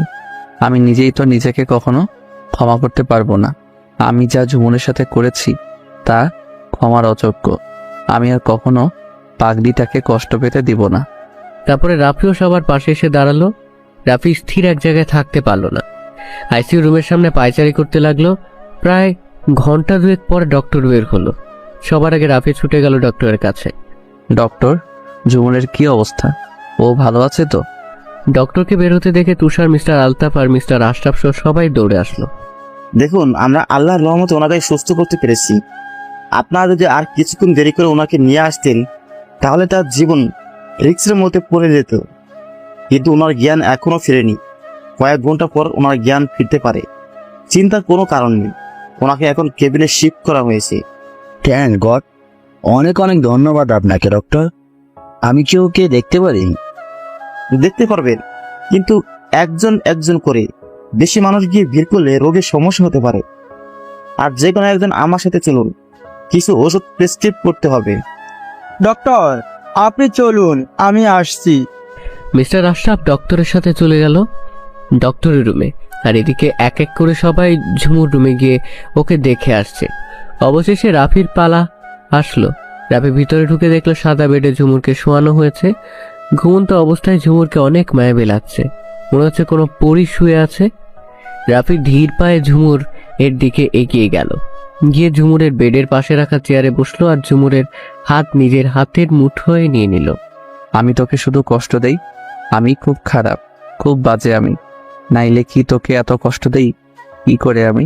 আমার জন্যে তুই কত কষ্ট সহ্য করেছিস শুধুমাত্র আমাকে ভালোবাসিস বলে। আর আমি কত বোকা বল, আমি তোর ভালোবাসা বুঝতে পারি নাই। এখন থেকে তোকে আর কখনো কষ্ট দিব না, প্রমিস। ভালো তো আমিও তোকে বাসি সেই ছোটবেলা থেকে, কিন্তু সেটাকে মনের গহীনেই চেপে রেখেছি, প্রকাশ করি নাই। এখন আর এসব হবে না। অনেক ভালোবাসবো তোকে, অনেক বেশি আগলে রাখবো বলেই ঝুমুরের কপালে একটা ভালোবাসার পরও সেঁকে দিলাম। রাফি ঝুমুরের কেবিন থেকে বের হয়ে ওর আব্বুর কাছে গেল। আব্বু? হ্যাঁ বলো। ডক্টর কি বলল? ডক্টর বলল আমাদের ঝুমু নাকি কোনো একটা কিছু নিয়ে মানসিক সমস্যায় আছে। কোনো এক টেনশন ওর মাথায় প্রভাব বিস্তার করেছে, খুব খারাপভাবে, সেটাই ডক্টর বলল। কিন্তু আমি বুঝতে পারছি না ঝুমু কি এমন টেনশনে আছে যে আমাদের কাউকে বলতে পারছে না। তাই তো ভাইয়া, আমি তো আমার ঝুমুর কোনো চাওয়া পাওয়া অপূর্ণ রাখিনি। তাহলে আমার মামুর কি এমন টেনশন যেটা আমাদের কাউকে বলতে পারছে না? এক সপ্তাহের মধ্যে আমাদের ঝুমু সুস্থ হয়ে যাবে, আর এক সপ্তাহ সম্পূর্ণ বেড রেস্টে থাকতে হবে। কিছু মেডিসিনও প্রেসক্রাইব করে দিছে, ওগুলো ওকে নিয়মিত খাওয়াতে হবে। আর ওকে সব সময় হাসি খুশি রাখতে হবে। সুস্থ হওয়ার পরে কোথাও ঘুরতে নিয়ে যেতে হবে। আরও ডক্টর বলেছে ঝুমুরের মন যেন সব সময় ফুরফুরে থাকে। আর হ্যাঁ, ডক্টর এও বলেছে ঝুমুর নাকি ঠিক মতো খাওয়া দাওয়া করে না। এটা কি সত্যি নীলা? হ্যাঁ আব্বু, কালকে যে সকালবেলা মেজো চাচ্ছু ওকে জোর করে খাওয়ালো, তারপর আর একটা দানা পানিও খাই নাই। কি বলছো নীলা? আমাকে বলো না কেন ঝুমুর সারাদিন কিছু খায় নাই? এই জন্যই তো আমার মেয়েটা এত দুর্বল হয়ে পড়ছে। কাউকে বলে দিল তো তারপরে বলবো? ঝুমুর যে চাপা স্বভাবের, না ও কাউকে কিছু বলবে আর না আমাকে কিছু বলতে দেয়। তখনই তুষার ওষুধের প্যাকেট আর কিছু খাবার প্যাকেট নিয়ে আসলো। আব্বু, এ নাও ঝুমুরের ওষুধ। ডক্টর যা বলেছে সেগুলা, আর এই খাবার প্যাকেটগুলা তোমরা সবাই খেয়ে নাও। আর হ্যাঁ আব্বু, আম্মু, বড় আম্মু, রাফি আর নীলাকে এবারে সবাইকে বাড়িতে পাঠিয়ে দিয়েছে। খানা বের করে কোনো লাভ নেই। ঠিক করেছিস ভাইয়া, সবাইকে এখানে কোনো দরকারে আসবে না। তারপরে সবাই তুষারের আনা খাবারগুলো খেয়ে ঝুমুরের জ্ঞান আসার অপেক্ষা করতে লাগলো। ফজরের আজানের কিছু সময় পরে সবেমাত্র ভোরের আলো ফুটতে শুরু করেছে, তখন ঝুমুরের জ্ঞান ফিরল। ঝুমুরের কেবিনে রাতে নীলার ওর আম্মু ছিল। ঝুমুর জ্ঞান ফিরতে সাথে সাথে ডক্টরকে ইনফর্ম করা হলো। ডক্টর এসে ঝুমুরকে দেখতে লাগলো। ঝুমুর মুখে অক্সিজেন মাস্ক লাগানো, তাই সে কথা বলতে পারছে না। ডক্টর চেক আপ করার পরে ঝুমুরের মুখ থেকে অক্সিজেন মাস্কটা খুলে দিলেন। তারপরে তাকে জিজ্ঞেস করলো, তোমার এখন কেমন লাগছে? নিজেকে খুব দুর্বল লাগছে, কিন্তু আমি হাসপাতালে কেন? কি হয়েছে আমার? আসলে তোমার শরীর প্রচন্ড দুর্বল থাকার কারণে তুমি মাথা ঘুরে পড়ে যাও, তাই তোমাকে হাসপাতালে অ্যাডমিট করানো হয়। কিন্তু আমি তো হাসপাতালে থাকতে একদম পছন্দ করি না, আমার একদম ভালো লাগে না, আমি বাসায় যাব। অস্থির হয় না মামনি, তুমি এখন অনেক দুর্বল, তোমাকে কষ্ট করে হলেও একদিন হাসপাতালে থাকতে হবে। কালকে সকালে না হয় তোমাকে ডিসচার্জ করে দেওয়া হবে। হ্যাঁ রে মা, কালকে সকালেই তোকে বাসায় নিয়ে যাব। তোকে আর কষ্ট করে এখানে থাকতে হবে না। আচ্ছা আম্মু, আব্বু কোথায়? আর ভাইয়াই বা কোথায়? তোর আব্বু বাহিরে গেছে তোর জন্য খাবার আনতে, তার সাথে তুষারও গেছে, চলে আসবে হয়তো এখনই। ও কিছুক্ষণ পরে মিস্টার আলতাফ তুষার খাবার নিয়ে আসলো। খাবারের প্যাকেটটা ঝুমুরের আম্মুর হাতে দিল। এখন থেকে নিয়মিত খাবার খেতে হবে ঝুমু, খাবার নিয়ে তেরিমেরি করলে চলবে না কিন্তু। তারপরে ঝুমুরকে একটু হালকা বসিয়ে বালিশের সাথে হেলান দেয় খাবার খাওয়ানো হলো, অতঃপর ওষুধ খাওয়ানো হলো। একটু পরে সকাল সকালই বাসার সবাই ঝুমুরকে দেখতে হাসপাতাল আসলো। ঝুমুরের দাদা দাদিও এসেছে। ঝুমুরকে তারা খুব ভালোবাসে, তো তাই ওর দাদা দাদিও কালকে রাতে হাসপাতালে থাকতে চেয়েছিল, কিন্তু তুষার এদের থাকতে দেয় নাই, কারণ ওদের আর কষ্ট করার বয়স নাই। যদি ওনার আবার অসুস্থ হয়ে পড়ে, তাই ঝুমুরের দাদি এসে ওকে জড়িয়ে ধরলো। এখন কেমন আছিস দাদু ভাই? তোর জন্য অনেক চিন্তায় ছিলাম। এখন একটু ভালো লাগছে, আর টেনশন করো না আমার জন্য তোমরা। একে একে সবাই ঝুমুরের কাছে দেখা করলো, শুধুমাত্র রাফি বাদে। সবার দেখা করা হলো। ডক্টর এসে ঝুমুরকে একটা ঘুমের ইঞ্জেকশন দিয়ে দিল, কারণ ঝুমুরের এখন পুরো বিশ্রামের প্রয়োজন। কিছুক্ষণের মাঝে ঝুম ঘুমিয়ে গেল। সবাই যখন রুম থেকে বের হয়ে বাহিরে বসে কথা বলছে, তখন রাফি আড়ালে ঝুমুরের কেবিনে ঢুকলো। আস্তে আস্তে গিয়ে ঝুমুরের মাথার পাশে চেয়ার টেনে বসে ঝুমুরের দিকে অপলক দৃষ্টিতে তাকিয়ে আছে। এ দেখার যেন কোনো শেষ নাই, শেষ হবেও না কোনোদিন। ওকে দেখছি আর ভাবছি, মহান আল্লাহ যেন সব সৌন্দর্য ওর মায়ার ভিতরে ঢুকিয়ে দিয়েছে। কি এমন আছে ওর ভিতরে যেটা আমাকে সর্বদা ওর কাছে টানে। সে যাই থাকুক না কেন, আমার মনের রানী তো তোকেই বানাবো। যুব সজাগ থাকতে ইচ্ছে করেই রাফিয়ার সামনে আসে নাই, কারণ রাফি নিজেই অস্থির বোধ করছিল, কিন্তু ঝুমুরের খেয়াল সে ঠিকই রেখেছে। পরের দিন সকালে ঝুমুরকে ডিসচার্জ করে দেওয়া হলো। ডক্টর বলেছিল কমপক্ষে 2 থেকে 3 দিন হাসপাতালে থাকতে হবে, কিন্তু ঝুমুর হাসপাতাল থাকতে মোটেও স্বাচ্ছন্দ্য বোধ করে না। তাই ঝুমুরের আব্বু মিস্টার আলতাফ সাহেব ঝুমুরের সব ট্রিটমেন্টের ব্যবস্থা বাসাতেই করেছে। সব ফর্মালিটি মেনে ঝুমুরকে বাসায় নিয়ে আসা হলো। তুষার ঝুমুরকে কোলে নিয়ে গিয়ে ওর বিছানায় বসিয়ে দিল। বড় মা কিছু খাবি? বল আমায়, তোর ভাবিকে কিছু বানিয়ে আনতে বলবো। না ভাইয়া, আমি এখন কিচ্ছু খাবো না, আমার খিদে নাই। খিদে লাগলে এমনিতেই চেয়ে নেব। তখনই কোথা থেকে যেন আঁখি এসে এক লাফ দিয়ে ঝুমুরের পাশে বসে গেল। তুমি এতদিন কোথায় ছিলে? আরে আমার কলিজা, তুমি কেমন আছো গো? একটুও ভালো নেই, তোমাকে খুব মিস করেছি। ওরে আমার কলিজাটা রে, তাই বুঝি। এই যে দেখো, আমি চলে এসেছি তোমার কাছে, আর কোথাও যাব না, প্রমিস। হায় আল্লাহ, এত আদর তো মেয়েটা আমি ওর বাপ হয়ে ওর থেকে পাই না। আচ্ছা আম্মা, তুমি এখন তোমার মাম্মামের কাছ থেকে আমার কোলে আসো। তোমার মাম্মাম খুব অসুস্থ, ব্যথা পাবে তো। থাক না ভাইয়া, ও আমার কাছে। তখনই অন্না আসলো পিঠিটার খাবার নিয়ে।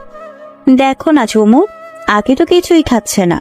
তোমার হাতে খেতে খেতে এমন অভ্যাস হয়ে গিয়েছে যে এই 2 দিন তুমি বাড়িতে ছিলে না, একটা দানা পানিও মুখে দেয় নাই। কালকে রাতে হাতে গোনা 2 চামচ খাবার খেয়েছে, তাও আবার কাঁদিয়ে। আমি এসব যা শুনছি তা ঠিক? যদি না খাও তাহলে তো তুমি অসুস্থ হয়ে যাবে। আমি তোমার হাতে ছাড়া আর কারো হাতে খাবো না। রিল্যাক্স আম্মু, এমন করে না আমার মা। না খেলে কি করে হবে বলো? ভাবি কই? ওর খাবারটা দাও তো, আমি আমার কিউটিকে খাবার খাওয়াবো। এই নাও ওর খাবার বাটি, কিন্তু তোমার তো এখন রেস্টের দরকার ঝুমু। অসুবিধা নেই, এখন আমি ঠিক আছি। আর আখি এখন কিন্তু কোনো অজুহাত চলবে না, খেতে হবে। দাও। ঝুমু খাবার দিল আর আঁখি খেয়ে নিল। দেখে মনে হচ্ছে ও আমার মেয়ে না, ঝুমুরের মেয়ে। ঝুমুর আঁখিকে খাওয়াচ্ছে, অর্ণা চলে গেল আর রান্নাঘরে তুষারের কি জানি কল আশায় বাহিরে চলে গেল। আর অপর পাশে বৃদ্ধি রাফি দরজার পাশে দাঁড়িয়ে দাঁড়িয়ে নুরু ঝুমুর আঁখিকে খাওয়ানো। যখন আমাদের বেবি হবে তখনও ও আমাদের বেবিকে এভাবে খাইয়ে দিবে? রাফি আস্তে আস্তে ঝুমুর রুমে ঢুকলো, কিন্তু সেটা ঝুমু দেখে নাই। ঝুমু আঁখিকে নিয়ে ব্যস্ত। আঁখি ওর এই 2 দিনের জমিয়ে রাখা সব কথা বলেছে, আর ঝুমুকে খাইয়ে দিচ্ছে আর হাসছে। খাওয়ানো শেষে দিকে তখন রাফি গিয়ে ঝুমুরের পিতবিজনের বিছানায় ওর মুখ বসলো। কিরে এমন করে কি দেখিস? ঝুমু চোখ সরিয়ে নিল আর আঁখি গিয়ে রাফির গলা জড়িয়ে ধরলো। ছোট আপু, তুমি বলেছিলে আমার জন্য চকলেট নিয়ে আসবে, আমার চকলেট কোথায়? এনেছি তো আম্মু। তোমার জন্য চকলেট আনবো না তা কি হয়? Thank you and love you ছোট আপু। লাভ ইউ টু আমার পিচ্ছি জান। মামনি পানি খেয়ে নাও। আচ্ছা, উনি আমার রুমে আসলো কেন? সহানুভূতি দেখাতে এসেছে? উনি নিজেই তো বলেছিল যে আমার মুখ উনি কখনো দেখতে চায় না। আমি আম্মুর কাছে যাব। আচ্ছা, তোমার আম্মু রান্নাঘরে আছে, যাও। আঁখি দৌড়ে রান্নাঘরে চলে গেল। আর এদিকে ঝুমুর তো অসহ্য লাগছে। রাফি আরো কাছে এসে বসেছে। হঠাৎ করে রাফি বলল, এরকম একটা কিউট বেবি যদি আমার থাকতো তাহলে কতই না ভালো হতো। আশ্চর্যজনকভাবে ওনার দিকে তাকিয়ে আছি, কিন্তু কিছু বলছি না। আই উইশ আমারও এমন একটা পরি থাকবে যে আমাকে আব্বু আব্বু বলে ডাকবে। ইস, কবে যে সেদিন আসবে আর তোকে আম্মু বলে ডাকবে। তাহলে বিয়ে করেই ফেলুন, ভালোই হবে। আমারও দুনিয়ার পার্ট চুকিয়ে ফেলতে সুবিধা হবে। ওর কথাটা শুনে বুকটা ধপ করে উঠলো। আমি ওর মুখটা চেপে ধরলাম। উস, এমন কথা যদি আর কখনো বলিস তাহলে একদম জানে মেরে ফেলবো। মেরে তো ফেলেছ অনেক আগেই, এখন আবার কি মারবে? আমি আর নিজের মধ্যে বেঁচে নেই, সে কবে মরে গেছি। ঝুমুরের দিকে এক দৃষ্টিতে তাকিয়ে আছি। ওর চোখ বলে দিচ্ছে যে ঝুমুর ভালো নেই। হয়েছে, আর পাকনামা করতে হবে না। দুপুর হয়ে গেছে, খাবার খেয়ে ওষুধ খেতে হবে। নীলা, ওই নীলা। নীলাকে রাফি ডাকছে শুনে দৌড়ে ঝুমুরের রুমে এলো। হ্যাঁ ভাইয়া বলো। ঝুমুরের জন্য খাবার নিয়ে আয়। খাবার খেয়ে ওষুধ খেতে হবে ওর। ওকে, আনছি, ওয়েট। এই নাও ভাইয়া। আচ্ছা, এখানে রেখে তুই যা। আর যদি কেউ কিছু জিজ্ঞেস করে তাহলে বলবি আমি ঝুমুরকে খাওয়াচ্ছি, ঠিক আছে? ওকে ভাইয়া। নে, হা কর। হঠাৎ করে আমার জন্য এত দরদ উতলে পড়লো কেন? আমার জন্য যেহেতু তুই অসুস্থ হয়েছিস সেহেতু আমাকেই তো সুস্থ করে তুলতে হবে, তাই নয় কি? ও কর্তব্য পালন করছেন, কিন্তু আমি তো কাউকে দায়ী করিনি। আমি মরে গেলেই বা কার কি? আর একটা এক্সট্রা কথা বললে একদম থাপ্পড় মেরে দাঁত ফেলে দিব। বলদ কোথাকার, একদম চুপচাপ খেয়ে নিবি, বুঝলি? ঝুমুর রাফিকে বরাবরই সবসময় ভয় পায়, তাই তো শত অভিমান থাকা সত্ত্বেও একদম চুপচাপ খেতে লাগলো। কেমন একটা ভালো লাগা কাজ করছে ঝুমুরের মধ্যে। কিন্তু সেদিনের রাফির করা অপমানের কথা মনে পড়তেই সেই ভালো লাগাটা উড়ে গেল। খাবার খাওয়ানোর পরে রাফি ওকে ওষুধ খাইয়ে দিল, সাথে একটা ঘুমের ইঞ্জেকশনও দিয়ে দিল। আস্তে আস্তে ঝুমুর ঘুমিয়ে গেল। রাফি আস্তে করে ঝুমুরের কপালে একটা চুমু দিয়ে কাঁথাটা ওর গায়ে জড়িয়ে দিল। রাফি ঝুমুরের ঘরটা খেয়াল করে না আগে, তাই সে চারপাশটা ঘুরে ঘুরে দেখতে লাগলো। রুমটা খুব সুন্দর করে পরিপাটি করে সাজানো। একদিকে বুক শেলফও খুব সুন্দর করে বইগুলো তাকে সাজিয়ে রাখা। ওয়ার্ড্রোবের উপর কয়েকটি শো পিস খুব সুন্দর করে সাজিয়ে রাখা। খাটের বিছানার পাশে সেন্টার টেবিল রাখা, আর তাতে ঝুমুর হাস্যজ্জ্বল একটি ছবি রাখা। তার পাশে রাফির দেওয়া গিফটগুলা সাজিয়ে রাখা। দেয়ালে ফ্যামিলি পিক লাগলো। বেশিরভাগ পিক ঝুমুর আর রাফির সাথে তোলা। অন্যান্য আসবাবপত্রগুলো যথাস্থানে সুন্দর করে রাখা। দেখছি বেশিরভাগ আমার দেয়া জিনিসগুলো দিয়েই ওর রুমটা সাজানো। হঠাৎ করে রাফির ঝুমুরের পড়ার টেবিলের দিকে নজর গেল। কয়েকটা বই খাতা পরিপাটি করে সাজানো, পাশে একটা ফুলদানি ও একটা কলমদানি, একটা কালো রঙের আপেল কোম্পানির ল্যাপটপ রাখা, আর একপাশে খুব সুন্দর একটা ডায়েরি রাখা। রাফি এগিয়ে গিয়ে ডায়েরিটা উল্টে পাল্টে দেখতে লাগলো। ডায়েরির প্রথমেই বড় করে লেখা, don't touch it without my permission please. আমার অনুমতি ছাড়া এটাই হাত দিবে না দয়া করে। নিষিদ্ধ জিনিসের প্রতি আকর্ষণ বেশি থাকে ডাকাতি। উপরের লেখাটি দেখে রাফির মনে কৌতূহল জাগলো যে ভেতরে কি লেখা আছে ডায়েরির। সে দেরি না করে ডায়েরির প্রথম পাতাটা খুলল। সেখানে লেখা, আমার মনের যত অব্যক্ত কথা, না বলার সব কথাগুলো তোমাকে ঘিরে প্রিয়তম। লেখাটি দেখে রাফি অবাক হলো যে লেখাটির সাথে তার নামের অর্ধাক্ষর লেখা। তার মানে ডায়েরিটা আমাকে নিয়ে লেখা। প্রথম পৃষ্ঠা থেকে 2 পৃষ্ঠা উল্টালাম, ডায়েরি লেখা। সত্যি বলতে ভালোবাসি কিনা তা আমি জানি না, জানতে চাই না তা নয়। কোনোদিন কোনো ছেলেকে দেখে মনের মাঝে ভালো লাগার কোনো ফিলিংস সৃষ্টি হয়নি, শুধুমাত্র একজনকে ছাড়া, যাকে দেখলে আমার দুনিয়াটা ওলট পালট হয়ে যায়, যার কথা শুনলে আমি শিহরিত হয়ে যাই, যার কথা চিন্তা করলে সমস্ত ভালো লাগা এসে আমাকে ঘিরে ধরে। সে যে তুমি, আমার প্রিয়তম, আমার সব কিছু যে তুমি রাফি। আরো কয়েক পৃষ্ঠা লেখা পড়লো রাফির মুখে হাসি লেগেই আছে। তার কেন জানি খুব ভালো লাগছে ডায়েরিটা পড়তে। সে আরেকটি পৃষ্ঠায় গেল, সেখানে লেখা, জানো, তোমার প্রতি মাঝে মাঝে চাপা অভিমান কাজ করে, কারণ তোমার জন্য আমার প্রতিটা রাত কেঁদে কেঁদে কাটাতে হয়। খুব ভালোবাসি যে তোমায়। জানো, তুমি তো আমাকে সহ্যই করতে পারো না, খুব ঘৃণা করো আমায় তুমি। তাই তো লন্ডনে যাবার পরে 5টি বছরে একটি বারও খোঁজ নাও নাই আমার। কিন্তু অন্য সবার সাথে দিব্যি কথা বলতে খুব কষ্ট হয় আমার, বিশ্বাস করো, খুব কষ্ট হয়। সহ্য করতে পারি না তোমার করা আমার প্রতি অবহেলা। বিশ্বাস করবে কিনা জানি না, তোমার জন্য আমি প্রতিটা মুহূর্তে তীর্থের কাকের মতো অপেক্ষা করেছি, কখন তুমি আসবে। তোমার প্রতি আমার যে টান, আমার যে ভালোবাসা, সেটা কোনো দিনও তিল পরিমাণ কমবে না, এমনকি মৃত্যুর পরও না। তোমাকে ভালোবাসা যে আমার নেশা হয়ে গিয়েছে, এই নেশা যে আমি কখনোই কাটাতে পারবো না। তোমার সাথে আমার এই দূরত্ব, তোমার প্রতি আমার ভালোবাসা একটুও কমে নাই, বরং আরো বেড়েছে। অনেক ভালোবাসি তোমায়। তোমার আমাকে তুই বলে ডাকাটা অনেক মিস করি। কেন জানি না, তোমার সাথে অন্য কোনো মেয়েকে আমার সহ্য হয় না, খুব কষ্ট হয়। যখন দেখি তোমার সাথে অন্য একটা মেয়ে ঘেঁষাঘেঁষি করছে, তখন বেঁচে থাকার ইচ্ছেটা আপনা আপনি মরে যায়। অপর পৃষ্ঠা, তুমি হয়তো আমাকে ভালোবাসো না, কারণ তুমি আমার থেকে অনেক সুন্দর, শিক্ষিত, ভালো কোনো মেয়ে ডিজার্ভ করো। হয়তো আমি তোমার যোগ্য না, তাই তো তুমি আমাকে শতবার অপমান করে বুঝিয়ে দাও যে আমি তোমার মতো স্মার্ট ড্যাশিং ছেলের নখেরও যোগ্য নই। অপর পৃষ্ঠা, প্রায় 7 বছরেরও বেশি সময় ধরে তোমাকে আমি ভালোবাসি, কিন্তু মুখে প্রকাশ করি না। তোমার প্রেমে অনেক আগেই ঘায়েল হয়ে বসে আছি। এখনো মনে পড়ে ছোটবেলায় যখন তুমি সবার থেকে বেশি আদর আমাকে করতে, সে যত্ন আমাকে নিয়ে, তোমার পাগলামিগুলো, এই সবই তোমাকে আমার ভালো লাগার কারণ।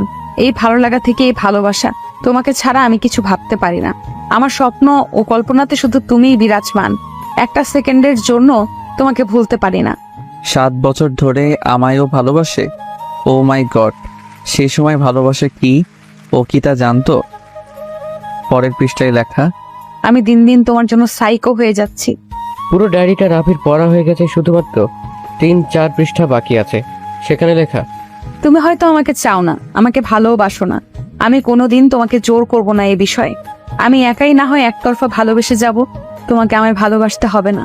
তবে এটা সত্যি যে আমি তোমাকে এত পরিমাণ ভালোবাসি যে তোমাকে অন্য কারো হতে দেখতে পারবো না। আমি যেটা কোনোদিনও সহ্য করতে পারবো না।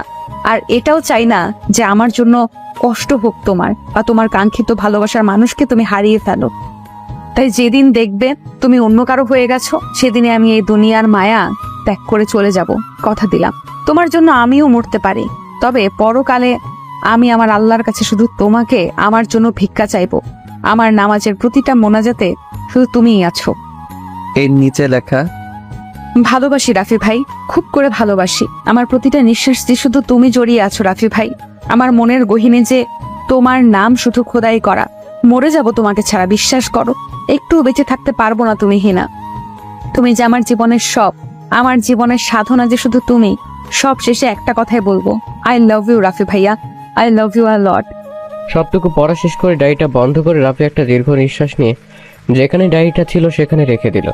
শেষের পৃষ্ঠার লেখাগুলো পড়ে রাফির মাথাটা কেমন জানি ঝিমঝিম করছে। এতটা ভালো যে কেউ কাউকে বাঁচতে পারে সেটা তার কল্পনাতীত। বিছানার দিকে মুখ করে তাকাতেই দেখে সেখানে ঝুমুর শান্ত হয়ে ঘুমিয়ে আছে। কতটা মায়া যে ওর মুখের মধ্যে মিশে আছে, মনে হচ্ছে যে পুরো একটা ঘুম পড়ি। রাফি আস্তে করে গিয়ে ঝুমুর বিছানার পাশে বসলো। ঝুমুরের এক হাত রাফির বুকে নিয়ে ঠেকালো। এতদিন জানতাম যে ছেলেরা ভালোবাসা নিয়ে পাগলামি করে, কিন্তু এখন তো দেখি তার পুরাই উল্টো। ঝুমুরের দিকে অপলক দৃষ্টিতে তাকিয়ে আছে। ঝুমুরের হাতটা বুক থেকে তুলে একটা চুমু দিল। আমিও যে তোকে খুব ভালোবাসি, এর আগে সেটা বুঝিনি। এমনই সময় রাফির দাদি রুমে প্রবেশ করে, যেটা রাফি খেয়াল করেনি। রাফি একদিনে ঝুমুরের দিকে তাকিয়ে ওর হাতটা ধরে বসে আছে। রাফির দাদি সেটা খেয়াল করলেন। সে এসে আলতো করে রাফির কাঁধে হাত রাখলেন। রাফি তো ভয় পেয়ে চমকে পিছনে ঘুরে তাকালো। রাফির তাকাতেই সে একটা মুচকি হাসি দিল। আরে দাদি, তুমি কখন এলে? এই তো এই মাত্র আসলাম। তা ঝুমু ঘুমিয়ে পড়েছে? হ্যাঁ দাদি, অনেক আগেই ঘুমিয়ে পড়েছে। দাদু ভাই, ভালোবাসিস ঝুমুরকে, তাই না? দাদির কথা শুনে ঝট করে অবাক হয়ে তার দিকে তাকালাম। কি ব্যাপার দাদি, আমার মনের কথা বুঝলো কেমতে? না মানে আসলে দাদি, হ্যাঁ। মানে মানে করতে হবে না, সত্যিটা বলতো দেখি। রাফি উঠে গিয়ে ওর দাদিকে জড়িয়ে ধরলো। তোমার সাথে তো আমি আমার সবকিছু শেয়ার করি, তাই না? হ্যাঁ হ্যাঁ, এই তো শেয়ার করার নমুনা। তলে তলে এত দূর এগিয়ে গেছো, আমায় কিছু বললা না। রাগ করে না দাদি, আমার সুইটহার্ট। তুমি রাগলে আমায় কে বুঝবে বলো? তাহলে সত্যি কথাটা বল আমায়, তোর মুখ থেকেই শুনি। হ্যাঁ, আমি ঝুমুরকে ভালোবাসি, এটা সত্যি। বাহ, তা এটা কি ঝুমুর জানে? না, আমি যাকে ভালোবাসি সেটাও জানে না, কিন্তু ও যে আমায় ভালোবাসে সেই কথা আমি জানি। কি করে? তোকে কেউ বলেছে নাকি? তারপরে রাফি প্রথম থেকে একে একে সবকিছু বলতে শুরু করলো। কোনো কিছু বাদ দিল না। আর ওর দাদি সবকিছু মন দিয়ে শুনছে। দাদি জানো, তোমার নাতনি নাকি আমায় দীর্ঘ 7 বছর ধরে ভালোবাসে। ওর বয়সই বা কত? 17-18 হবে। 7 বছর আগে ভালোবাসা কি সেটা কেউ বুঝতো বলো? যাই হোক দাদু ভাই, তুমি কিন্তু আমার দিদা ভাইকে অনেক কষ্ট দিয়েছো, সেটা কিন্তু একদম ঠিক নয়। দাদি, মানছি আমি ওর সাথে ভুল করেছি, জানি না ও মাফ করবে কিনা। তাই বলে তুমি আমাকে ভুল বোঝো না। তুমি তো সবকিছু শুনলে, বলো। তা যাই হোক না কেন, আমার দিদা ভাইকে তুই নিজ দায়িত্বে সুস্থ করে তুলবি, আবার আমার দিদার মুখে হাসি ফুটিয়ে তুলবি। আর হ্যাঁ, এবার কিন্তু তোর মনের কথাটা ওকে বলে দিস। ওসব তুমি চিন্তা করো না দাদি, ওসব আমি দেখে নিব। আর হ্যাঁ, খুব শীঘ্রই ওকে আমার মনের কথা বলবো। আচ্ছা দাদি, একটা কথা বলো তো, আব্বু, দাদু, মেজো চাচু, বাকি সবাই কি আমাদের সম্পর্কটা মেনে নিবে? কেন মেনে নিবে না? না মানে ঝুমুর আর আমি তো চাচাতো ভাই বোন, তাই না? আসলে মানে আমি বোঝাতে চাচ্ছিলাম আর কি। তুই কি বোঝাতে চেয়েছিস আমি তা বুঝতে পারছি। আচ্ছা দেখ, আমি আর তোর দাদু কিন্তু আপন খালাতো ভাই বোন, তাই বলে কি আমাদের বিয়ে হয় নাই? তাও আবার তোর দাদু আমায় পছন্দ করে বিয়ে করেছে, তাহলে তোদের সম্পর্ক কেন মেনে নিবে না? এরম রিলেশন তো প্রায় হয়ে থাকে। তুমি এত শিওর হয়ে কি করে বলছো বলো তো? কারণ তোর আর ঝুমুরের বিয়ে অনেক আগেই পাকা করে রাখা হয়েছে। এই কি বলো এসব? হ্যাঁ দাদু ভাই, তুই তো জানিস মিলির জন্য অনেক ভালো একটা সম্বন্ধ এসেছে। তো যেদিন মিলির এঙ্গেজমেন্ট হবে সেদিনই ঝুমুরের সাথে তোর আকদ করে দেওয়া হবে। ও মাই গড, দাদি, এত বড় একটা খুশির খবর তুমি আমাকে আগে কেন বলনি? হয়েছে, এখন এত উত্তেজিত হোস না। আগে ঝুমুরকে তুই সুস্থ করে তুল দাদু ভাই। আর হ্যাঁ, দুপুর গড়িয়ে বিকেল হয়ে গেছে, তুই এখনো খাস নাই কেন? তাড়াতাড়ি নিচে যা, গিয়ে খেয়ে নে। দাদি, যে খুশির খবরটা তুমি দিয়েছো তাতে আমার পেট ভরে গেছে। ফাইনালি ঝুমু আমার হবে। আই এম সো হ্যাপি দাদি। হয়েছে হয়েছে, এখন তুই নিচে যা, আর নীলাকে একটু বল এখানে আসতে। যা যা। রাফি ঝুমুরের দিকে এক নজর তাকিয়ে নিচে চলে গেল। নিচে গিয়ে নীলাকে পাঠিয়ে দিল ঝুমুরের রুমে। আর রাফি খাওয়া দাওয়া শেষ করে রুমে গিয়ে রেডি হয়ে অফিসের উদ্দেশ্যে বের হয়ে গেল। খুব নামি দামি একটা কোম্পানি ওদের। এই কোম্পানির মালিক রাফির দাদা আশফাক চৌধুরী। অনেক পরিশ্রমের পরে কোম্পানিটা আজ এ পর্যায়ে এসেছে।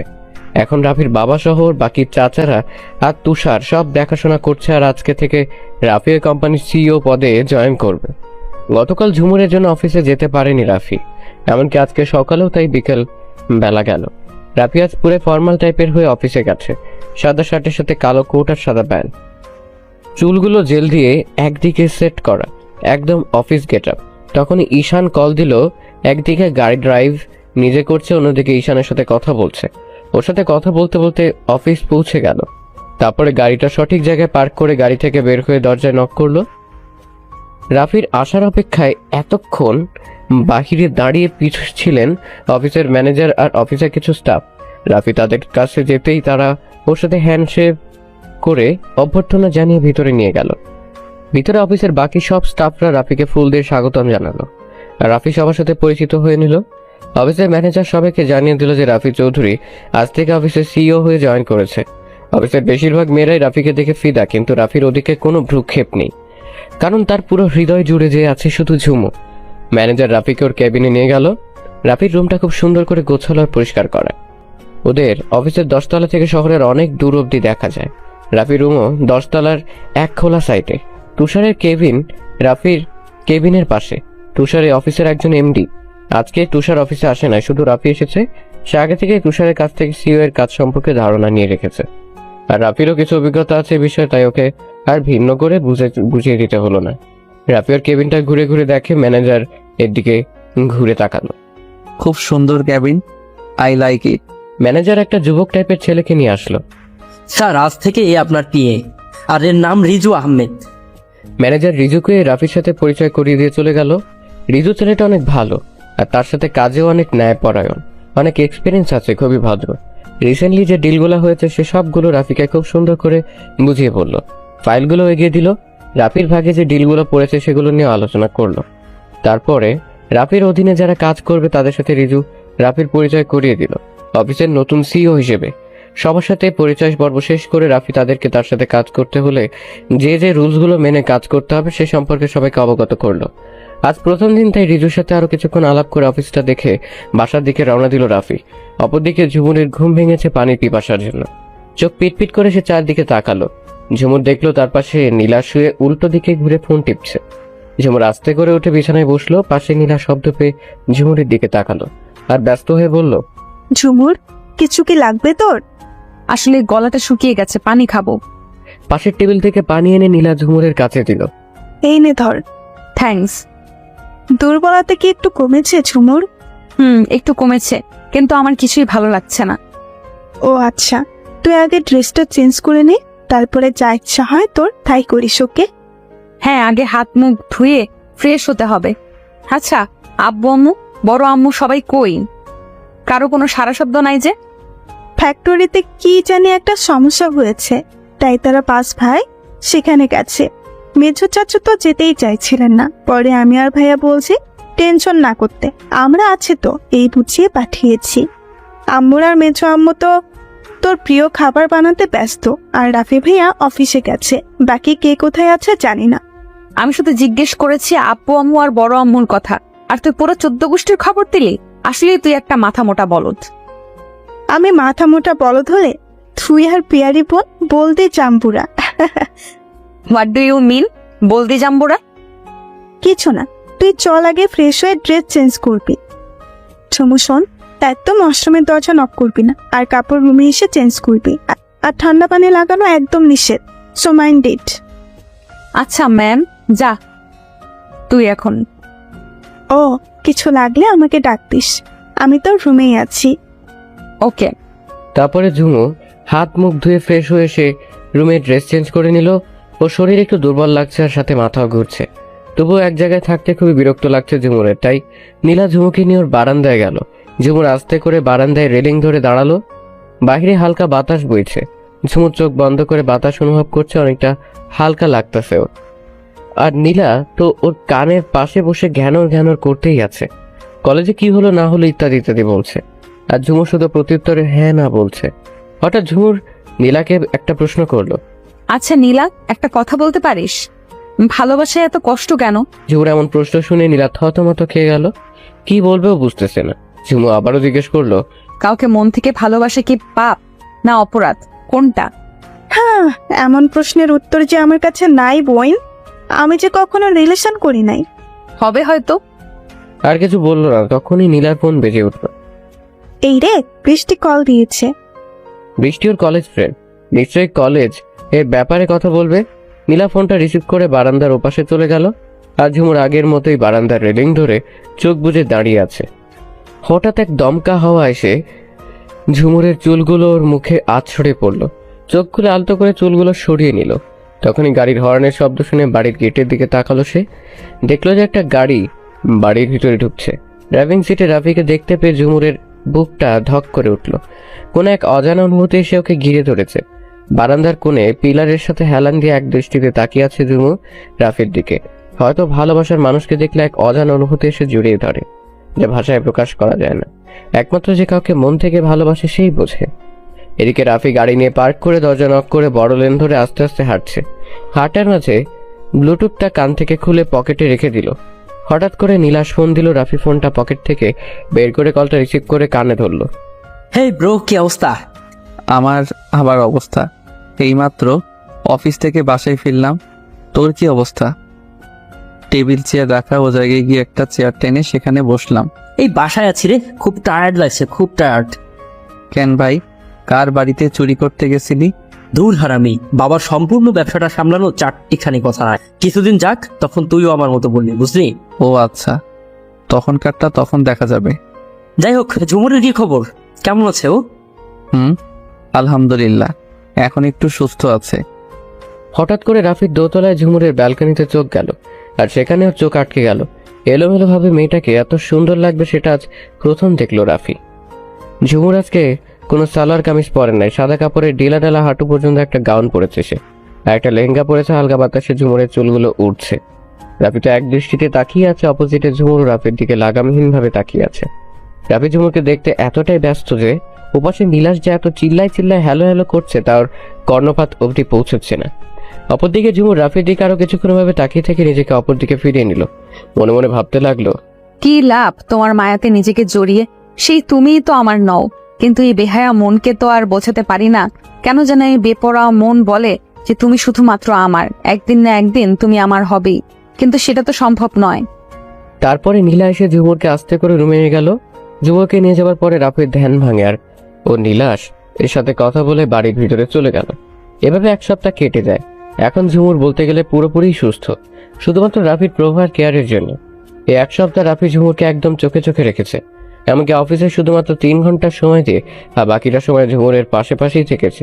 প্রতিদিন 3 বেলা নিজের হাতে ঝুমুরকে খাওয়ানোর সাথে ওষুধ খাওয়ানো, ঝুমুরের ফেভারিট চকলেট নিয়ে আসা অফিস থেকে ফিরে আসার সময়, আর ঝুমুর ঘুমিয়ে গেলে ওর 2 গালে 2টা চুমু দেওয়া যেন ওর অভ্যাসে পরিণত হয়ে গেছে।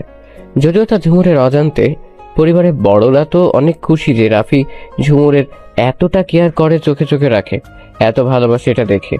আর অন্যদিকে ঝুমুর ভাবে যে এসব রাফি সবার চাপে পড়ে করেছে। রাফির সাথেও প্রয়োজন ছাড়া বাকি একটা কথাও বলে না, কিন্তু ঝুমুরের 2 চোখ সব সময় শুধু রাফিকে খুঁজে। মনের মাঝে একটা সুপ্ত কল্পনা যে রাফি একদিন ওর হবেই। আজ মিলিকে পাত্র দেখতে আসবে, আর সাথে বিয়ের দিনও ফাইনাল করে যাবে। তাদের অনেক দিনের ইচ্ছে মিলিকে তাদের ঘরের বউ বানাবে। জনাব আহমদ চৌধুরীর বন্ধুর ছেলে আজকে মিলিকে দেখতে আসবে। তার সাথে তার বন্ধুর অনেক দিন আগে থেকেই কথা যে জনাব আহমেদ চৌধুরী বড় মেয়েকে তারা তাদের ছেলে রাজের বউ করে নেবে। আর তাদের পরিবারের সাথে রাফিদের পরিবারে অনেক ভালো একটা সম্পর্ক আছে। রাজ কানাডা থেকে পড়াশোনা শেষ করে দেশে ফিরেছে কয়েক মাস হয়েছে। এখন বাবার ব্যবসা দেখাশোনা করছে। রাজরা পুরো পরিবার সহ এসেছে রাফিদের বাসায়। নানা রকমের খাবার দাবারের আয়োজন করা হয়েছে। শুধু রাজের পরিবার নয়, সাথে নীলাশের পুরো পরিবারও এখানে উপস্থিত। পুরো ড্রয়িং রুম ভর্তি মেহমান। গল্প গুজব আর আড্ডায় আমেজ সেখানে। রাফিরাও সবাই সেই আড্ডায় মেতে উঠেছে। সবাই জানে যে মিলিকে আজকে দেখতে আসবে, কিন্তু নীলাকেও যে আজকে নীলাশের পরিবার দেখতে আসবে সেটা পরিবারের বড়রা ছাড়া আর কেউ জানে না। আর নীলাশ নীলাকে অনেক আগে থেকেই পছন্দ করে। সে তার পরিবারকে কথাটা বলে, আর ওর পরিবার আজকে এসেছে বিয়ের দিন তারিখ পাকা করতে। রাফিয়া নীলাশ ওদের বাকি ফ্রেন্ডের আনার জন্য বের হয়ে গেছে একটু আগে। ঝুমুর আর নীলা মিলে মিলিকে সাজানো আর শাড়ি পরানোর দায়িত্ব জিনিয়ারিয়া ঈশিতার উপরে চাপিয়ে দিয়ে ওরা কেটে পড়েছে। নীলা হেলে দুলে ঘাসের উপরে হাঁটছে, আর ঝুমুর এক আঙ্গুল দিয়ে চুল খোঁচাচ্ছে আর চুল আঁচড়াচ্ছে, আর এক হাত দিয়ে ফোন টিপছে। আহা, কি আনন্দ যে লাগছে ঝুমুর, তুই জানিস না। পাত্রে দেখতে আসছে মিলি আপুকে। তাহলে তুই এত লাফাচ্ছিস কেন? এইটাই তো আমিও বুঝতে পারছি না, মনে হচ্ছে আমাকে দেখতে আসছে। ইস, কবে যে আমাকে দেখতে আসবে। ও এমজি নীলা, তুই এত বিয়ে পাগলি হলি কবে থেকে? আগে তো জানতাম না। হে আল্লাহ, ওকে তুমি হেদায়েত দান করো, আমিন। বলো, আমি যথেষ্টই হেদায়েতে আছি, তার থেকে তুই আমার বিয়ের জন্য দোয়া কর। ওকে, হে আল্লাহ, তুমি ওর মনস্কামনা পূরণ করো, যত তাড়াতাড়ি পারো ওকে বিদায় করো, ওর কোল আলোকিত করে শত সন্তানের জননী ওকে বানাও, আমিন। খবিস কোথাকার, এটা দোয়া নয়, বদদোয়া করছিস। তুই তো বললি দোয়া করতে, তাই তো আমি একটু 5 ফোড়ন দিয়ে দিলাম দোয়ার সাথে। তোকে তো আমি সম্পূর্ণ কথাটা শেষ করতে পারলো না গাড়ির হর্নের শব্দে। ওরা গেটের দিকে তাকিয়ে দেখলো দুইটা গাড়ি রেসিং এর মতো পাল্লা দিয়ে বাড়ির ভিতরে ঢুকছে। গাড়ি দুইটা একদম ঝুমু আর নীলার সামনে এসে দাঁড়ালো। গাড়ি থেকে রাফি, নীলার সহ ওদের বাকি বন্ধুরা বের হলো। এমন সময় ঝিনিয়া ঐশিতা এসে ঝুমুর ও নীলার কাছে দাঁড়ালো। রাফি আর নীলা শেষে ওদের সামনে দাঁড়ালো, পিছনে ওদের বন্ধু তুহিন, ইয়াদ, লারা, ঈশান। হে গার্লস, তোমরা এখানে কি করছো? নীলা একবার নীলাশকে মাথা থেকে পা পর্যন্ত দেখে নিল। সেটা আপনার জেনে কোনো লাভ নেই। ওরা কথা বলছে আর এদিকে রাফি ঝুমুরকে দেখে ওই জায়গায় থমকে গেছে। আজকে ঝুমুরকে রাফির সাথে অনেক সুন্দর লাগছে। চকলেট কালারের লং রাউন্ড ড্রেস, ফুলাতা দিয়ে চুল ছেড়ে দিয়ে মাথায় সাদা স্টোন বসানো, চিকন চেনের মতো টায়রা দিয়ে পেঁচানো, চোখে গাঢ় করে কাজল দেওয়ার, ঠোঁটে হালকা লিপস্টিক। ব্যাস এতেই পারফেক্ট রাফিকে পাগল করার জন্য।